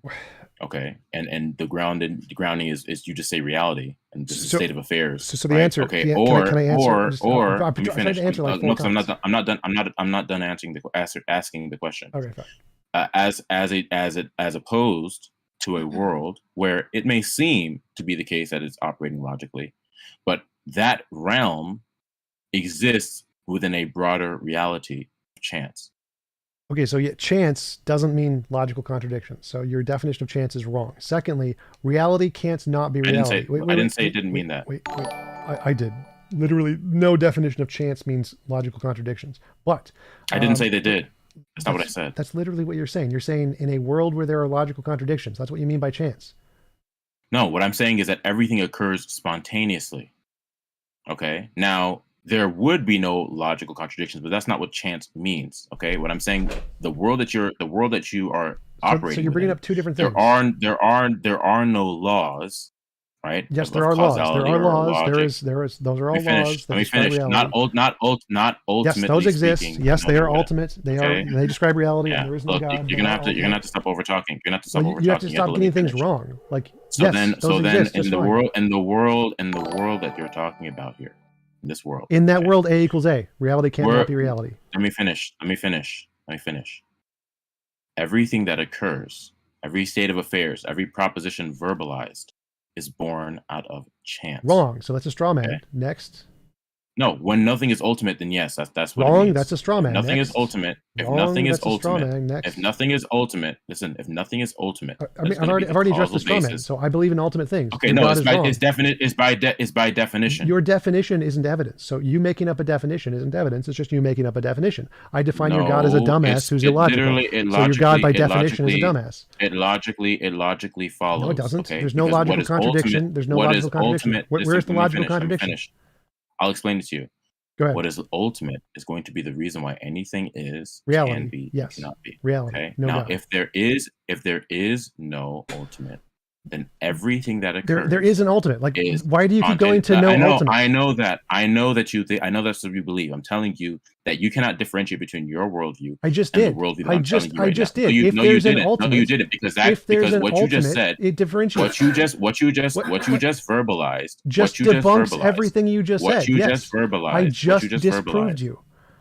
TJ, I just disproved you. You're going to have to listen. You're going to have to listen. I did listen, and I've debunked your same wrong thing 5 times. Let me finish. Reality, I can differentiate every single time because what you're saying is reality isn't reality. If reality is reality, which it is right now, because I exist, then guess what? You're debunked. I've just differentiated between the two.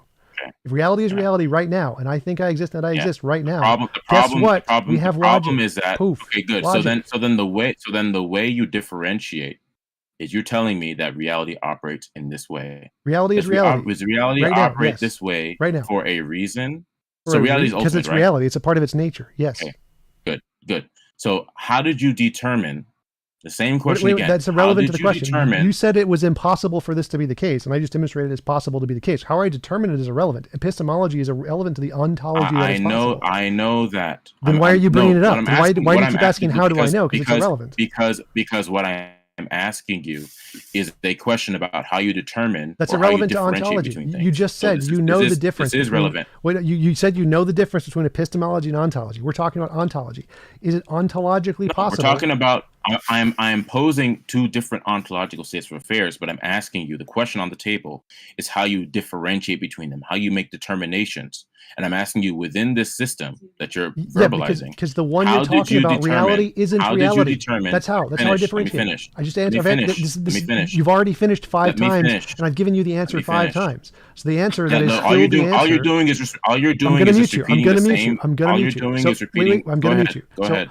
All you're doing is repeating the same thing. Stop. So I've told you the correct answer multiple times, and I'm going to continue to tell you the correct answer. This debunks your dumbass presup answer. Reality is reality. That gives us the laws of logic. It is a fundamental nature of reality itself to be reality. This is not a contradiction. Now, is that a grounded? Is that statement an empty assertion? Or do you have a reason in reality? I know it's true because I exist. No. Listen. It's grounded. It's grounded in my existence. I can epistemologically know this because I exist. Okay. That's how I epistemologically know. Either the statement you just made is going to be an empty, baseless, groundless assertion. No, it's proven. Or there's going to be, there's going to be a reason. Or there's going to be a reason. I just told you that the you reason. Can point to. No, all you just told. No. Listen, I'm asking you a reason. Let me answer it again. Let me answer it again. A reason how you a way that you listen. What I mean when I tell you reason, I'm telling you a way that you've determined. Yes, that this is actually I'm giving the you the answer. So the answer is the way I've determined that reality is reality and not reality. No, that's not what I asked you. That's not what I asked you. That's literally what you asked. You're asking how do I know? No, I asked you how do you know that reality behaves? How do I know that? Right, exactly. Yes, is this way. So that's what I'm answering. Shut up, or I'm going to mute you. You asked, how can I differentiate reality from your straw man of reality being not reality? I can show that reality is this way because I exist. I think I exist, therefore I exist. I can't think I exist and not exist. Therefore, reality is reality. That doesn't mean that all. That doesn't mean that. That doesn't mean. It literally does. It doesn't follow from that. It doesn't follow from that. That all that it doesn't follow from that. That everything. Yes, it does. Let me explain to you how. You're gonna let me finish. No. You didn't even let me finish. Okay, you didn't let me finish. You don't know. You don't know what I'm gonna say. So yeah, because you can't. Because you can't handle. Because you can't handle. You cannot handle your position being criticized or scrutinized. You can't handle it. The way I can know that this applies to all of reality is because it's not possible for me to think I exist and not exist. If it was possible, then I could think I exist and not exist. Clearly, I don't think I exist and you're just repeating the same claim over again. This is an argument. There's premises and a conclusion. So premise one, if the realities are non-differentiatable, like you say, then it is the case that I can think I exist and not exist. I cannot think I exist and not exist by the fact I'm currently thinking and existing. Therefore, I can differentiate between reality being reality and the bullcrap you're saying. Argument, QED, premises and conclusion. Which of the premises was invalid? Which of the premises was false? All you did was just go back to repeating the same. Which of the premises was false? I gave you an argument. I want to know. I gave you an argument. Which of the premises is false? I want to know. I didn't claim anything was false. I'm asking you to substantiate your premise. That's what the argument does. The argument is the thing substantiating the conclusion. So the argument is, I can tell the difference between reality and your straw man by saying in your straw man, I can think I exist and not exist at the same time. I am not thinking and not existing at the same time. Therefore, I am in reality and not your straw man. So I can differentiate which of the premises is false. So I want to know. Yeah. So now again, you're just begging the question again, telling me that you don't. Let me finish. You're just begging the question again. You're telling me that you think something and that is differentiable from the negation of the premise, or the negation of the premise. Like, yes, you're telling me that there is not a contradictory state of affairs. Yes, I want to know how did you determine that state of affairs you're verbalizing does not coexist with its negation? Or any state of affairs for that matter. Because how did you determine that? My existence is currently disproving that. So the fact that I am thinking and I am existing it doesn't. Disproves that. No, it does not. How does it not disprove that? Because a contradiction is both the affirmation and the negation. So the negation could coexist with the affirmation of the proposition. The affirmation of the proposition does not negate the negation of the proposition in the world where there are contradictions. So I want you to tell me, how did you determine so there's two features. Let me finish. Wait, I understand what you're saying. Wait, I understand what you're saying. So that what you were talking about. You're misunderstanding the argument. Applicable to all of reality. So the argument is that I can think I exist and not exist. So can I think I exist and not exist? This is not the same proposition being both affirmed and not affirmed. This is two different things, me thinking I'm existing and me existing. So if we are in a logically the world you're describing, I am thinking I'm existing while not existing, two different things. Now, it is not the case I am thinking I'm existing and I'm not existing, because I am currently thinking and I exist right now. That doesn't falsify. That doesn't falsify. Listen, that does not falsify. It doesn't. No, it does not. Wait. In order for your proposition to be true, I need to both think and not exist. If I'm doing both of those things, if I'm thinking and existing, you're false. For you to be true, I have to be doing one and not the other. Does that make sense? You're just no. Again, you're just presupposing the second law of logic at that point. You're presupposing it. No, that was what I asked. I want to know, how did you determine? I asked you. In your worldview, I think that's what you said. You said that in my worldview or whatever, you can think you exist and not exist. That was my question. Can I think I exist and not exist? You said yes. If there's no God, then you can think you exist and not exist, right? That's what you said. Yes. Okay, so if I can't think I exist and not exist, if I'm thinking and existing, then that debunks your position because I can't think and not exist because I'm doing both.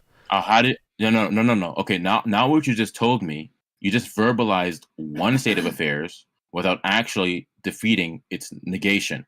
All you did was tell me you presented me with the state of affairs, and you're just importing into that, No, or you're I'm just not. packing into I'm that, using your you're example. smuggling into that.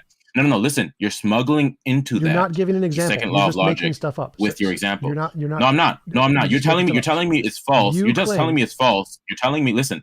What you're telling me is false because it contradicts. But that's the very thing we're talking about. How did you determine the laws of logic describe reality? So laws of logic are all in reality. So if there's reality, you have laws of logic. I want you to know how you determine that. It's a claim. I want to know how you determine because it's reality. That. Reality is reality. That's the laws of logic. No. How did you determine? How do you determine that that's reality? How did you determine that? Because it's now it just sounds like you're being viciously circular. I'm not understanding your question. That's what it sounds like to me. So how do I know the laws of logic? I'm not understanding your question here. So how do I know the laws of logic apply? You're not. No, what you're not understanding is that you're being viciously circular. No, I'm definitely not being viciously circular because there's nothing. Okay, good. Then I want you to tell me. Then I want you to tell me. Then I want you to tell me.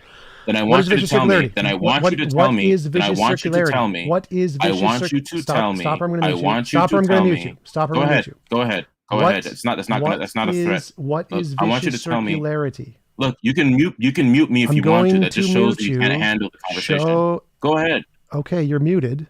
Now, answer the question. What is vicious circularity? Oh, I think you left. That's okay. Victory is mine. All right. Anybody else got any questions? Yeah, that guy's a dumbass. All presups are. Like, I owned him so bad. Hey, Tom. Hey. What's up? That was interesting. I'll tell you that much. That was very interesting. That was something. Yep. And you probably made it nowheres with him. Well, I showed that he's dumb. Like, I showed his argument is viciously circular and mine isn't, and then he just claimed mine is viciously circular without ever... Because he doesn't even know what vicious circularity is. He admitted he doesn't know what vicious circularity is, and he's like, "Oh, yours is viciously circular." He still has his hand up. Yeah. That's I'm done with him. I'm done with him. He's terrible. Well, I mean, I was really enjoying that. I mean, like if he left on accident and you're like Victory's. Well, I moved him to the audience, so on accident, but you won't let him back on. Then yeah, I'm bored with it. Do you want him to come back so we can answer questions to you? This is also streaming on the 24/7 Flat Earth server. Yeah, sure. You can come back and answer questions. We can just this is there. all over the place. This debate, you know that? Nice, cool. Yeah, I never left actually. I'm sure, and I think you know that. You put me back in the audience. Yeah, I didn't see you. I didn't. I thought I was looking for you to let you back in. You should have looked more carefully. That's fair. Okay, that's fair. So yeah, I never left, and the question that I asked you has still been unanswered. No, I didn't answer. You just begged the question. You're embarrassing. Okay, you're back in the audience now. I've answered your question. The answer is we can know reality is reality and not your pseudoscience false reality because it exists. So I exist, therefore I know reality is reality. If you want to come up and answer questions, that's fine. If you bring it up again, we're just going to kick you. All right. Anybody else got questions? Want to interact? Go for it. There's some people coming back in. I'll let people in. Hey, JRobin, can I ask you a question? Yeah, definitely. So earlier in the debate, you claimed that intelligibility couldn't exist if the Christian God didn't exist. So I'm just wondering, what's the argument for that?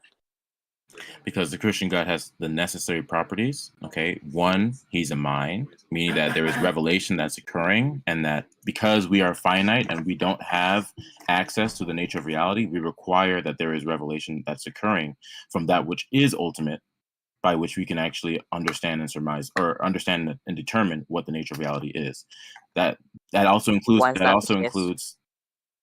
What do you say? Why is what specifically the case? Why is it the case that you need revelation to because we're finite. Interpret reality. Because we're finite, and we don't have because we're not omniscient. We don't have access to the very nature of reality and why things are ultimately the way they are. So everything that we assume about reality isn't actually grounded in anything epistemically. Why do you need to be omniscient to know that? What do you mean? Why do you need to be omniscient to know the nature of reality? Yeah, I don't see Because why the nature it because the entails nature of omniscience. reality is much broader and grander than our understanding of things. How would you know that? What do you mean? How do I know that? It's by definition. According to what definition? Reality, right? We're not. First of all, we're not eternal, and then even if we were eternal, we're not omniscient. Okay, so there's two requirements. We need to be eternal and omniscient. So we don't know. Yeah, why are those requirements? For knowing how reality operates. Why do we need to be eternal and omniscient? When we make statements about reality, we invoke universal things.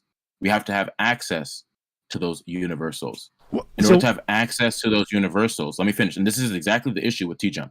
He doesn't have access to these universals. I'm going to mute you so if in you order to have access, in order to have I want to clarify his question. I want to clarify his question. It's going to be So one possibility of what he's saying is if solipsism is real and I am God and my mind is the only mind, then I am both eternal and necessary, and I can limit my own knowledge, and I still have knowledge of reality. So what he's saying is possible. Your definition of reality does not entail that we know everything about reality. We can be eternal and necessary and be the fundamental nature of reality, which shows his question is correct and legitimate.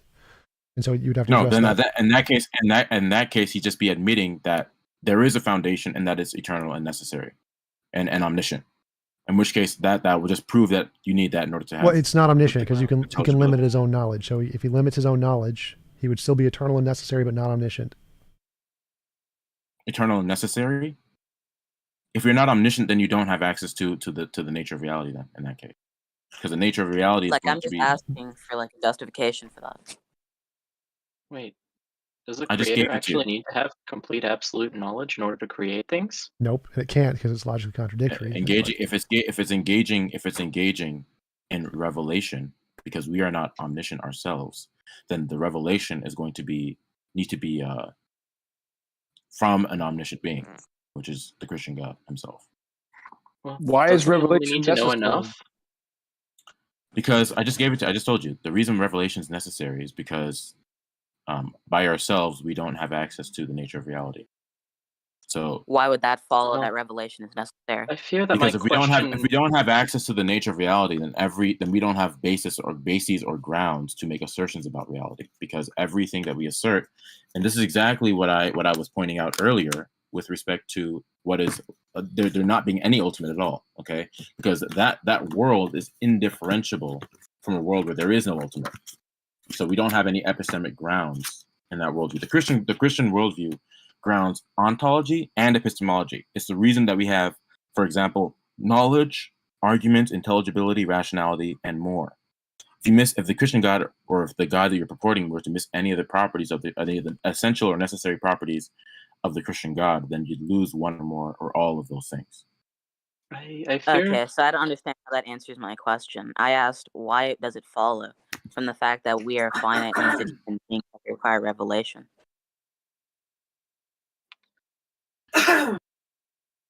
Yeah, I feel like my question also was really addressed. I missed that last question. What do you say? Does Aura want to go ahead? Oh, I can go first because for me it's like I don't see why a god would have to know literally everything in order to reveal what is comprehensible to humans. He would just have to know enough to be able to know what humans can comprehend and the knowledge that he wants to give to humans. I don't see why anything else would be necessary for that god to know. Because then that god is not always truth revealing in that sense. Okay, the god can exude falsehood because it doesn't know everything. It doesn't have access to all propositions or all states of affairs. Okay, but what if it just doesn't reveal anything that it doesn't know? Let me finish. If the basis of our epistemology, foundationally, I'm not saying that we can't be wrong about things, but I'm saying that the very basis of our epistemology is from a God that is not always truth revealing, which is another property of this. I mean, so the omniscience and the always truth revealing go hand in hand with each other in this instance, because the epistemology is going to be based upon that which is always truth revealing and ultimate. Hang on, you can't. How can you use God as an epistemology when you can't use epistemology to verify God? Wait, may I first have my question? Because I actually have I have another question around the same vein, because like, Go for what it. if that God simply refrains from trying to comment on that which it doesn't know? Thus, it is always truth revealing because it's only drawing from what it knows to be true, and that it while not necessitating the omniscience. All right. Well, the problem with that is because honestly, it would just destroy knowledge. Period. Okay, because that which is, if it doesn't know something, right? If there are things in reality it doesn't know, then the thing it does claim to know can't be said to be known either, because that is offset by the set of things that are not known. So that what the propositions So that he is even if revealing it to you cannot be said knows to be knowledge Wait, either. some question, things, question. it can't know all. One second. If Question. Imagine God created a box that he didn't know what was in it. He just put an object in the box, didn't know what was in it, but he knew everything else. You're saying that the fact that he has a box that's like 1 foot by 1 foot box and he doesn't know what's in it means he can't say anything. Like all knowledge is now gone because he just doesn't know what's in that one box. You don't have grounding. This is exactly what the other Tom was asking. It's true.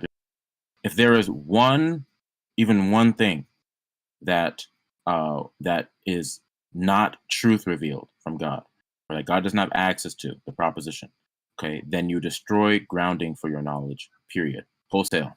Because So you're your presuming epistemology, your absolute epistemology. knowledge instead of fallibilism. No, I'm not. I'm not presupposing absolute knowledge. I'm telling you that the very foundation of your knowledge itself is going to depend upon that which is actually foundational, ultimate, and omniscient itself. That's called infallibilism. But so you're saying if God created a box, no, it's not.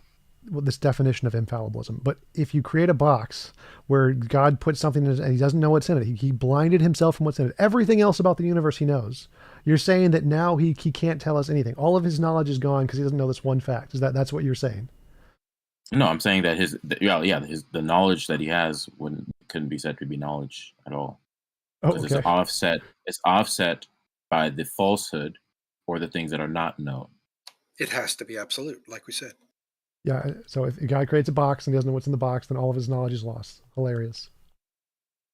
Yeah, like that's, well, what if God oh God, hang on. I need to find the quote because I think it actually would be really like relevant. So God can't create a box. I have a question for TJump. It's from like no, because his nature is that he's omniscient, so that's logically impossible. Yeah, you could find the quote. Somebody had a question for me. They can ask while we're waiting for you to find the quote. Well, we were proposing a God that doesn't know, and to quote Wittgenstein, what we cannot speak about, we must pass over in silence. So a God which doesn't know, like what's in that box, can just kind of pass over it. Just and I think that would still hold that the God hasn't told you an untruth, so that's necessarily still true. His definition. You're roboting. Yeah. I couldn't hear the last part of it. His definition of knowledge entails that you must know all facts to have knowledge, and if there's a single fact you don't know, then nothing you count qualifies as knowledge. It could be true, but it's only incidental that it's true. That's not my position. And he needs absolute knowledge. That was a nice try, though. Wait, I thought you said only that God can supply. Like it could be the case that we randomly get things true, like we have beliefs that happen to be true, but if we don't have absolute knowledge, then we don't have justification. I thought that wasn't that the position? No, my position when it refers to God's omniscience is that is necessary for intelligibility. I didn't say now for something to be knowledge, then yeah, I mean by definition it would be infallible. Okay, so if we know something, then yeah, it would be infallible. But there are things that we can believe that are not knowledge, but we think are knowledge. But that's not what I'm talking about. I'm talking about God's omniscience as it relates to our ability to know things. Okay, so we don't have a reliable epistemology in a world where, really, if you don't have a reliable epistemology, I wouldn't say that we have an epistemology at all. In that world where God does not know things, or he exudes falsehood. So his question was why can't he be reliable about all but one thing? And why is that no longer counted as reliable? So if it's reliable about every single fact except one proposition in the entire universe, how is that not reliable? Because that would fit the definition of reliable. For the same reason that if God were to only tell one lie, it would destroy intelligibility. Because what is the reason? Because the foundation of your epistemology needs to be grounded in something. Now, if it's grounded in that which is not always truth revealing, or that which is not omniscient, then you don't have a basis by which to claim or grounding by which to claim that such a state of affairs is actual, that you claim to have been revealed to you. Only if There is you no use your basis. definition of terms. Yeah, so your we don't- definition. Actually, my question goes into what he just said, if I can ask. Yeah, sure. So I just wanted to clarify. So your definition is so that if God had a single proposition he didn't know, then all of his knowledge is undermined, which just shows how ridiculous your definition of knowledge is. Go ahead. What's your next question? Yeah, I read a few days ago, or a few weeks ago, the definition of virtuous circularity. Virtuous and vicious? Vicious circularity, and it has to do with impredicative statements, like statements that reference themselves. Like the principle is like you cannot invoke a property that is dependent on the existence of the property itself, or something like this. So from this definition of vicious circularity, it seems to me that both JRobin and TJump's epistemic foundation is viciously circular, because every time you say reality is reality, that's a vicious circular. So my question would be, how do you separate yourself from it would only be vicious viciously circularity if it was reality, like if the argument itself was the justification. The argument is just a description, so it's not viciously circular because the argument itself isn't talking about like a proposition contingent on another part of the proposition. It's simply descriptive. So it's like if I said, I think I exist, it's like saying the sky is blue. It's describing a state of affairs. The state of affairs is the truth maker, not the proposition. So it wouldn't be self. No, because I asked you the justification, and that's what I asked. Is the state of affair the thing that the proposition reference, is that viciously circular then? Vicious circularity doesn't apply to existing things. Like the thing exists. It can't be circular that it exists unless it exists because of itself or something. Yeah, but if you reference a property of something that exists and you justify the existence of this property by referencing the thing that exists that has the property. Yeah, if I justify why it exists, but I'm not justifying why it exists. I'm saying, how do I know it exists? So my justification of my neither was I. Is what? Yes, yeah. So it would be, that's a different thing he's bringing. So you're contradicting yourself, TJump.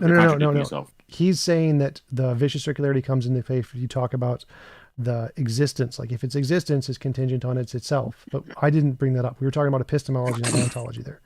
Exactly. But vicious circularity and epistemology is different. So it's a separate thing. I'm not contradicting myself. Okay. He's just bringing it up in the context of ontology, and we weren't talking about ontology.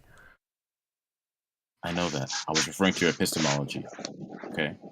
If you're going to appeal to reality, you have no idea what you're talking about. And you're going to call it vicious circularity. If you're going to call it, stop, or I'm going to mute. Stop, or I'm going to kick you to the because you just have no idea what the hell you're talking about. You admitted you have no idea what vicious circularity is. Does that answer your question? No, that's not what I said. Actually, you have no idea what you're talking about. So it seems to me that the way I understood your answer is that you say you subtract yourself from vicious circularity by mentioning that you're only using propositions that refer to something that is not circular. Yeah, so they refer to objects that exist, states of affairs. It's not, the states of affairs aren't justified by the propositions. Right, but in the definition of vicious circularity, they talk about ontological properties. They don't talk about proposition. We were only talking about epistemology. We were not talking about ontology. I wasn't talking about the ontological justification of anything there. Nothing in my argument, nothing we talked about was about ontological justification. Okay, so when you say reality is reality, that's epistemology? Yeah, it's just a description of reality. So like, right, I know so reality is reality it's because analytical. I exist. It's only analytical then, yeah? Essentially, yeah. It's just describing the state of affairs. It's not giving a justification for the state of affairs. It's just describing it. Describing my knowledge. So it's arbitrary. No, it's a description. So it's not describing ontology. So I've already answered your question. This has nothing to do with ontology. We're just defining epistemology, not ontology. So if it was trying to justify ontology and saying the ontology was true because of the ontology or something in the ontology, that would be viciously circular. We weren't talking about ontology. We were talking about epistemology. My epistemology would be circular if I said my justification was the argument I think, therefore I am. But the argument is a description of my experience. My experience isn't circular. You can't have an experience that's circular. Circular experience doesn't make sense.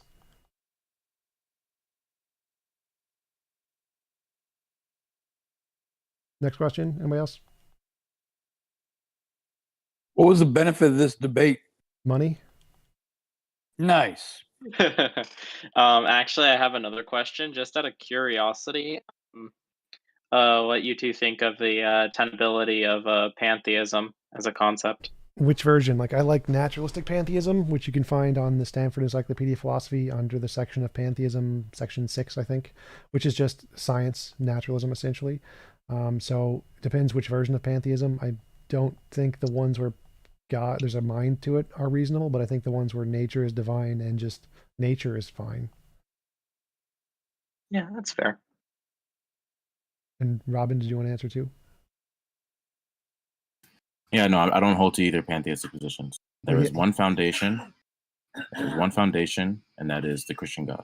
I think he asked, like, is it tangible or tenable or something? Tenable? Tenable. No, it's not tenable.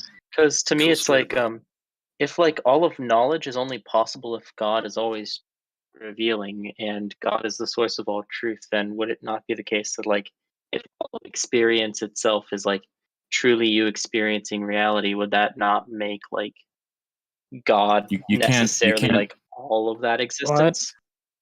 No, because, well, first of all, those two are not analogous. Okay, and this is exactly what I meant. You're finite. So you don't, there's never a case where you experience all of reality, because that would mean that you experience everything that exists. Okay, if reality refers to everything that exists, and you say I experience all of reality, okay, it is not just a definition game. This is literally, so for example, it's not a composition division, okay? Because it's not merely okay, but that's what reality refers to. It is not merely linguistics. Okay, if I say it's a white fence, and I say I saw the fence, but I didn't see the full thing, well, is all of the fence white? That's just a deficient. Is every particle of the fence white? No, that's not. So it's a composition division fallacy. Exactly. You're referring to a part of it. Listen, yeah, TJump. I know that. Well, that's the point. So the point is definition. Hold on. The point is definitions are why definitions are relevant and why linguistics are relevant. Okay. Definitions if the are the definition itself. No. Listen. If the definition of reality itself, okay, is everything that exists, then it logically follows that everything in reality would be ultimate. That's different from saying that's a composition division fallacy. That's different from saying the fence. I'm going to explain to you. I'm going to explain. You're bringing up topics from the past that have nothing to do with the question. I'm going to explain. So the question was pantheism. We're just going to kick you to the audience if you just keep bringing up stuff that I've already debunked. So that's literally like saying the fence is white. Oh, there's a particle in the fence that isn't white. Oh, well, that does not what a white fence means. So it's literally a composition division fallacy. So go back to the actual question. The symmetry breaker. I didn't finish explaining the symmetry breaker, but okay. Well, I also feel like this came from just like you lost already. I just meant kind of like the content of one's own experience, not reality as the entire thing. But if one's experience something that can't be trusted and it comes from God, that would sort of it can't be trusted. It cannot be trusted independently of that which is foundational and ultimate, because they don't have access to all of reality. Okay, for all they know, there are contradictions, which destroys intelligibility. There is no uniformity or identity over time. None of that is actually the case. They think so locally, but that's not actually grounded in anything. They have no grounding for the knowledge they hold that God's revelation is truth.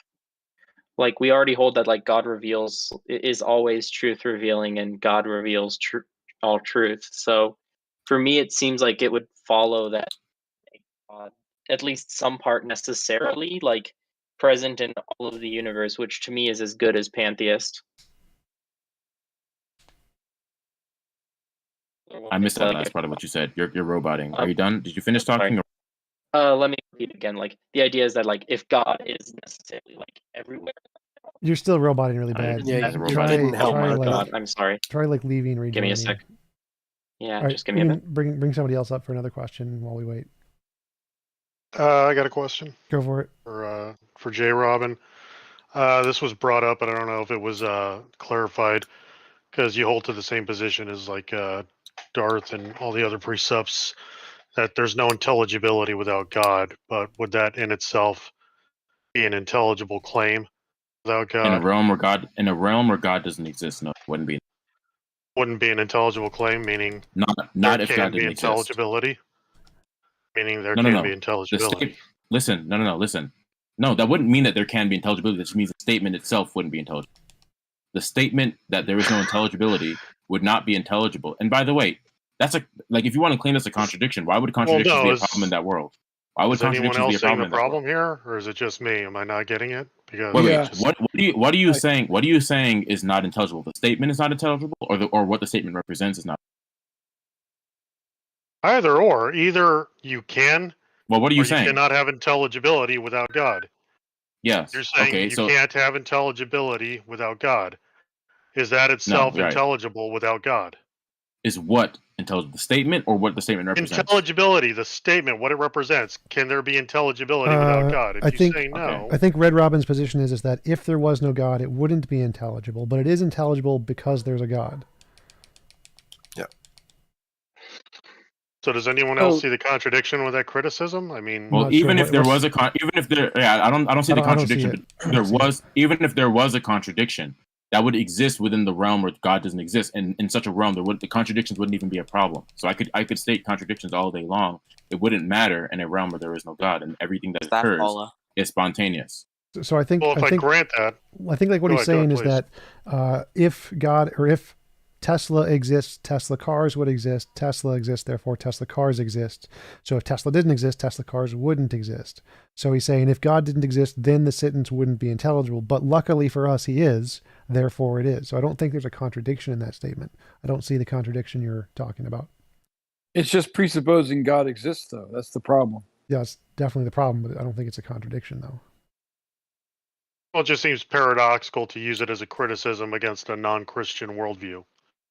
Well, the contradiction it's not paradoxical because you just internally analyze the worldview that the person's holding to. You're right that if it's only from his worldview that this is the case of other worldviews. In other worldviews, this isn't the case in their worldviews. So it's a straw man of other worldviews that's true based on his worldview. So in that case, it's not a straw man. It's not a straw man. It's literally, nice try. It's literally a straw man. It's not a straw man because I asked you what you believed. I represented what you believed.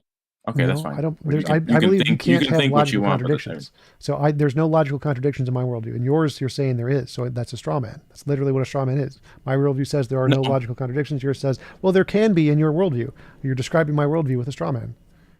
But next question. Anybody else? I'm saying that it logically follows. I got a question. Go for it. Go ahead. So if God is a truth bearer, or the only truth bearer, or the ultimate truth bearer, then why does he say things in the Bible that are obviously untrue, like rabbits chewing their cud, or sheep giving birth to striped and spotted young because they were having coitus in front of branches or a fence or something? Small seed is a mustard seed. The order of creation. Stars existing after plants.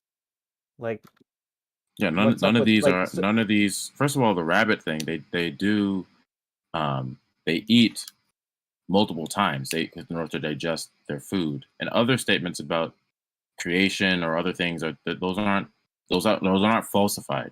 Those haven't been falsified. The mustard seed is a small seed. Oh yeah, they have. That's been mustard seed. Small seed. True. That's a relative. Just because you follow Nephilim free doesn't mean that science hasn't figured it out. Like, I don't follow Nephilim free actually. I don't mean like you per se, but like just because evangelicals follow Nephilim free. What does that have to do with me? He's right. Well, I'm saying that it was the Bible a joke. does It was a joke. say so false. what is the question is there's lots of false stuff in the Bible. If God is a truth bearer, why is there lots of false stuff in the Bible? Yes. Well, there aren't any false things in the Bible. Any? No. There are no any. There's nothing. What about the book of Bible Genesis? Does it follow chronologically? The first chapter, yes. So is the second chapter's account of the creation wrong? The second chapter is not a chronological account. The first chapter obviously is. Oh, okay. Because it says Convenient. first, second, third, fourth. Yeah. Well, no, okay. The first chapter explicitly says first, second, third, fourth day, so it has to be chronological. The second is not mentioned that it's chronological. It mentions different events that have happened and their connection to each other. Okay, but Genesis mentions a firmament, and we know there's not a firmament. So, like again, like for a truth bearer, he's not batting 1,000. That's all I'm saying. I don't know. I don't know what the firmament. Well, ask refers physicists. to. He'll tell you what the firmament is. Wait. So you're telling me physicist is right? because he's a Christian and he believes as far in as what the Bible therefore says, he's right. Yeah, as far as what the Bible says, yeah. You're gonna have to try better before trying to come at me with these objections. Well, no, I'm just saying that, like, harder, for a please. truth bearer, he's not. Well, you can't just say try harder when I come up with a bunch of examples. No, you're not. No, I appeal to the Bible, and then virgin birth, the sun then, stopping in the sky, talking donkeys, talking snakes. Yeah. Somebody in the chat asked what game I'm playing. I'm playing Hades. Do you know what the kind is? Yeah, like the Bible referring to kinds. I think that's a question for JRobin. What is a kind? Yeah. I don't know exactly the specific node of the tree that it refers to, but it's a general class of animals that through time got more diverse. Oh, a global flood? Like that's another thing that didn't happen, and it says so in the Bible. Yeah. Again, those are just claims that you've been made, and I'm waiting for a substantiation. Oh, I didn't make them. Science confirmed they didn't happen. Okay. There hasn't been a legitimate substantiation for that claim. What about Noah's Ark? How about Noah's Ark? What about it? How did the animals survive on it? Yeah. Before the water got there. There were like four people. There were four people talking. I didn't. Were the dinosaurs on the Noah's Ark? Yeah. And we have evidence that shows that dinosaurs and humans what about, did not exist all at the same time. Animals one at a time. Die? One at a time, guys. What about the fish? Yeah. Real quick, I just wanted to hop in to whoever. I don't know who said it. Someone said science is saying these things. Science doesn't say anything. Scientists do. So, right. Science does not prove. Okay, well, you're splitting hairs because those are synonymous. Those are synonymous terms. Those are synonymous terms. JRobin, synonymous terms. It's fine. You can say the word science and refer to scientists or the body of work of science. It's perfectly reasonable. All right. Well, I mean, not really right there because yes, JRobin was saying like, "Hey, substantiate it," and he said, "Well, I'm not making the claim science is." Well, then that's synonymous. That's synonymous with the body of work of science. That is perfectly legitimate use of science. So he's not making the claim. So just other people are. So you would have to substantiate why they're correct. Yes, that's how evidence works. Well, that's I mean, they're in a better position to substantiate that than me, some dipshit on Discord. But the work has been done. That's all I'm saying. I mean, but does that? Yeah, but are you just appealing to authority? That's a fallacy. Yeah, I'm appealing to their authority because they're appeal to authority is only fallacious if they're not actual authority. So appealing to scientists is not an appeal to authority fallacy. Okay. Yeah. Bottom line, when you appeal to science, you're appealing to provisional claims, which do not falsify or verify. They make provisional claims that have to be revised. That can be revised amongst new evidence or something that shows that what the conclusion was isn't true or wholly true. That's basic. Google. However, hold on. I wanted to one at a time. Well, I will eat my computer if we find evidence of a global flood, like convincing evidence of a global flood. Science agrees upon.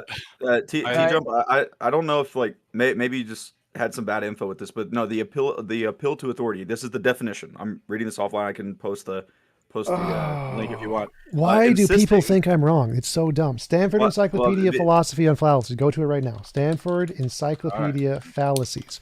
Go to section number, I think it's 5 or 6, no 9, 8 and 9. Well, the general definition of don't interrupt me. Don't interrupt me again. I'm the expert here. So Stanford Encyclopedia of Philosophy on fallacies.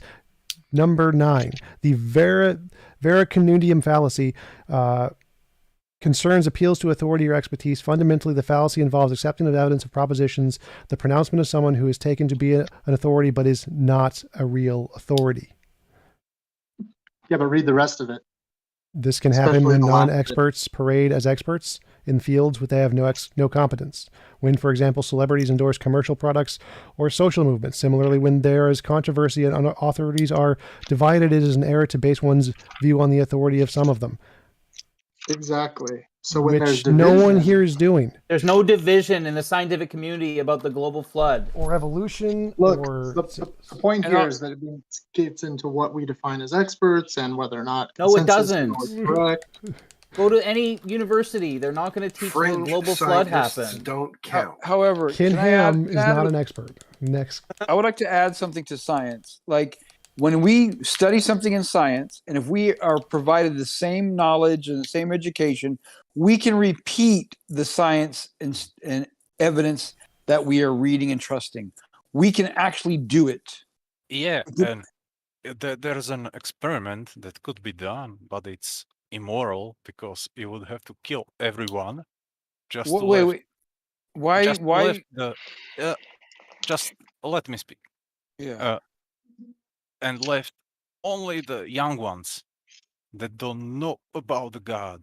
And would they came to the same conclusion that Jesus rose from the dead? No, because there would be no book. That's irrelevant. Okay. That's irrelevant. Questions Anyways, for questions I'm back on the about debate. to. You're gonna head out. Yeah, I'm gonna have to leave very soon because I do want to head back to the other server and then. So, is there any last question that somebody wants to ask? Sure. Sure. Can God be found? Found? Where? Like Yeah. empirically? Yeah. Can I you don't- you find vision of God?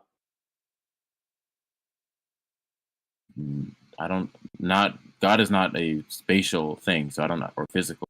God can manifest in physical So form. he doesn't exist. Wait, but doesn't So- that make God physical in some form? If he chooses to manifest in physical form, yes, but not like in his essence he isn't. No. Yeah, that mean, would God- leave. I mean, That God would- lost to the man whom he later named Israel in Genesis 32. What are you talking about? The manifestations would also be subject to physics. I thought he won because he grabbed him by the Sure. balls. Yes, and it would leave. It Yeah, would leave. basically. That's Yeah. what that's. I that's literally, That's per Oro, Pareto's I principle of forensic literally, evidence. It would leave trace. I literally have no idea what you're talking. What are you talking about? Forensic evidence, the high Uh, standard. Walker, What Walker, does forensic Walker. evidence? What does forensic evidence have to do with no. God being spatial?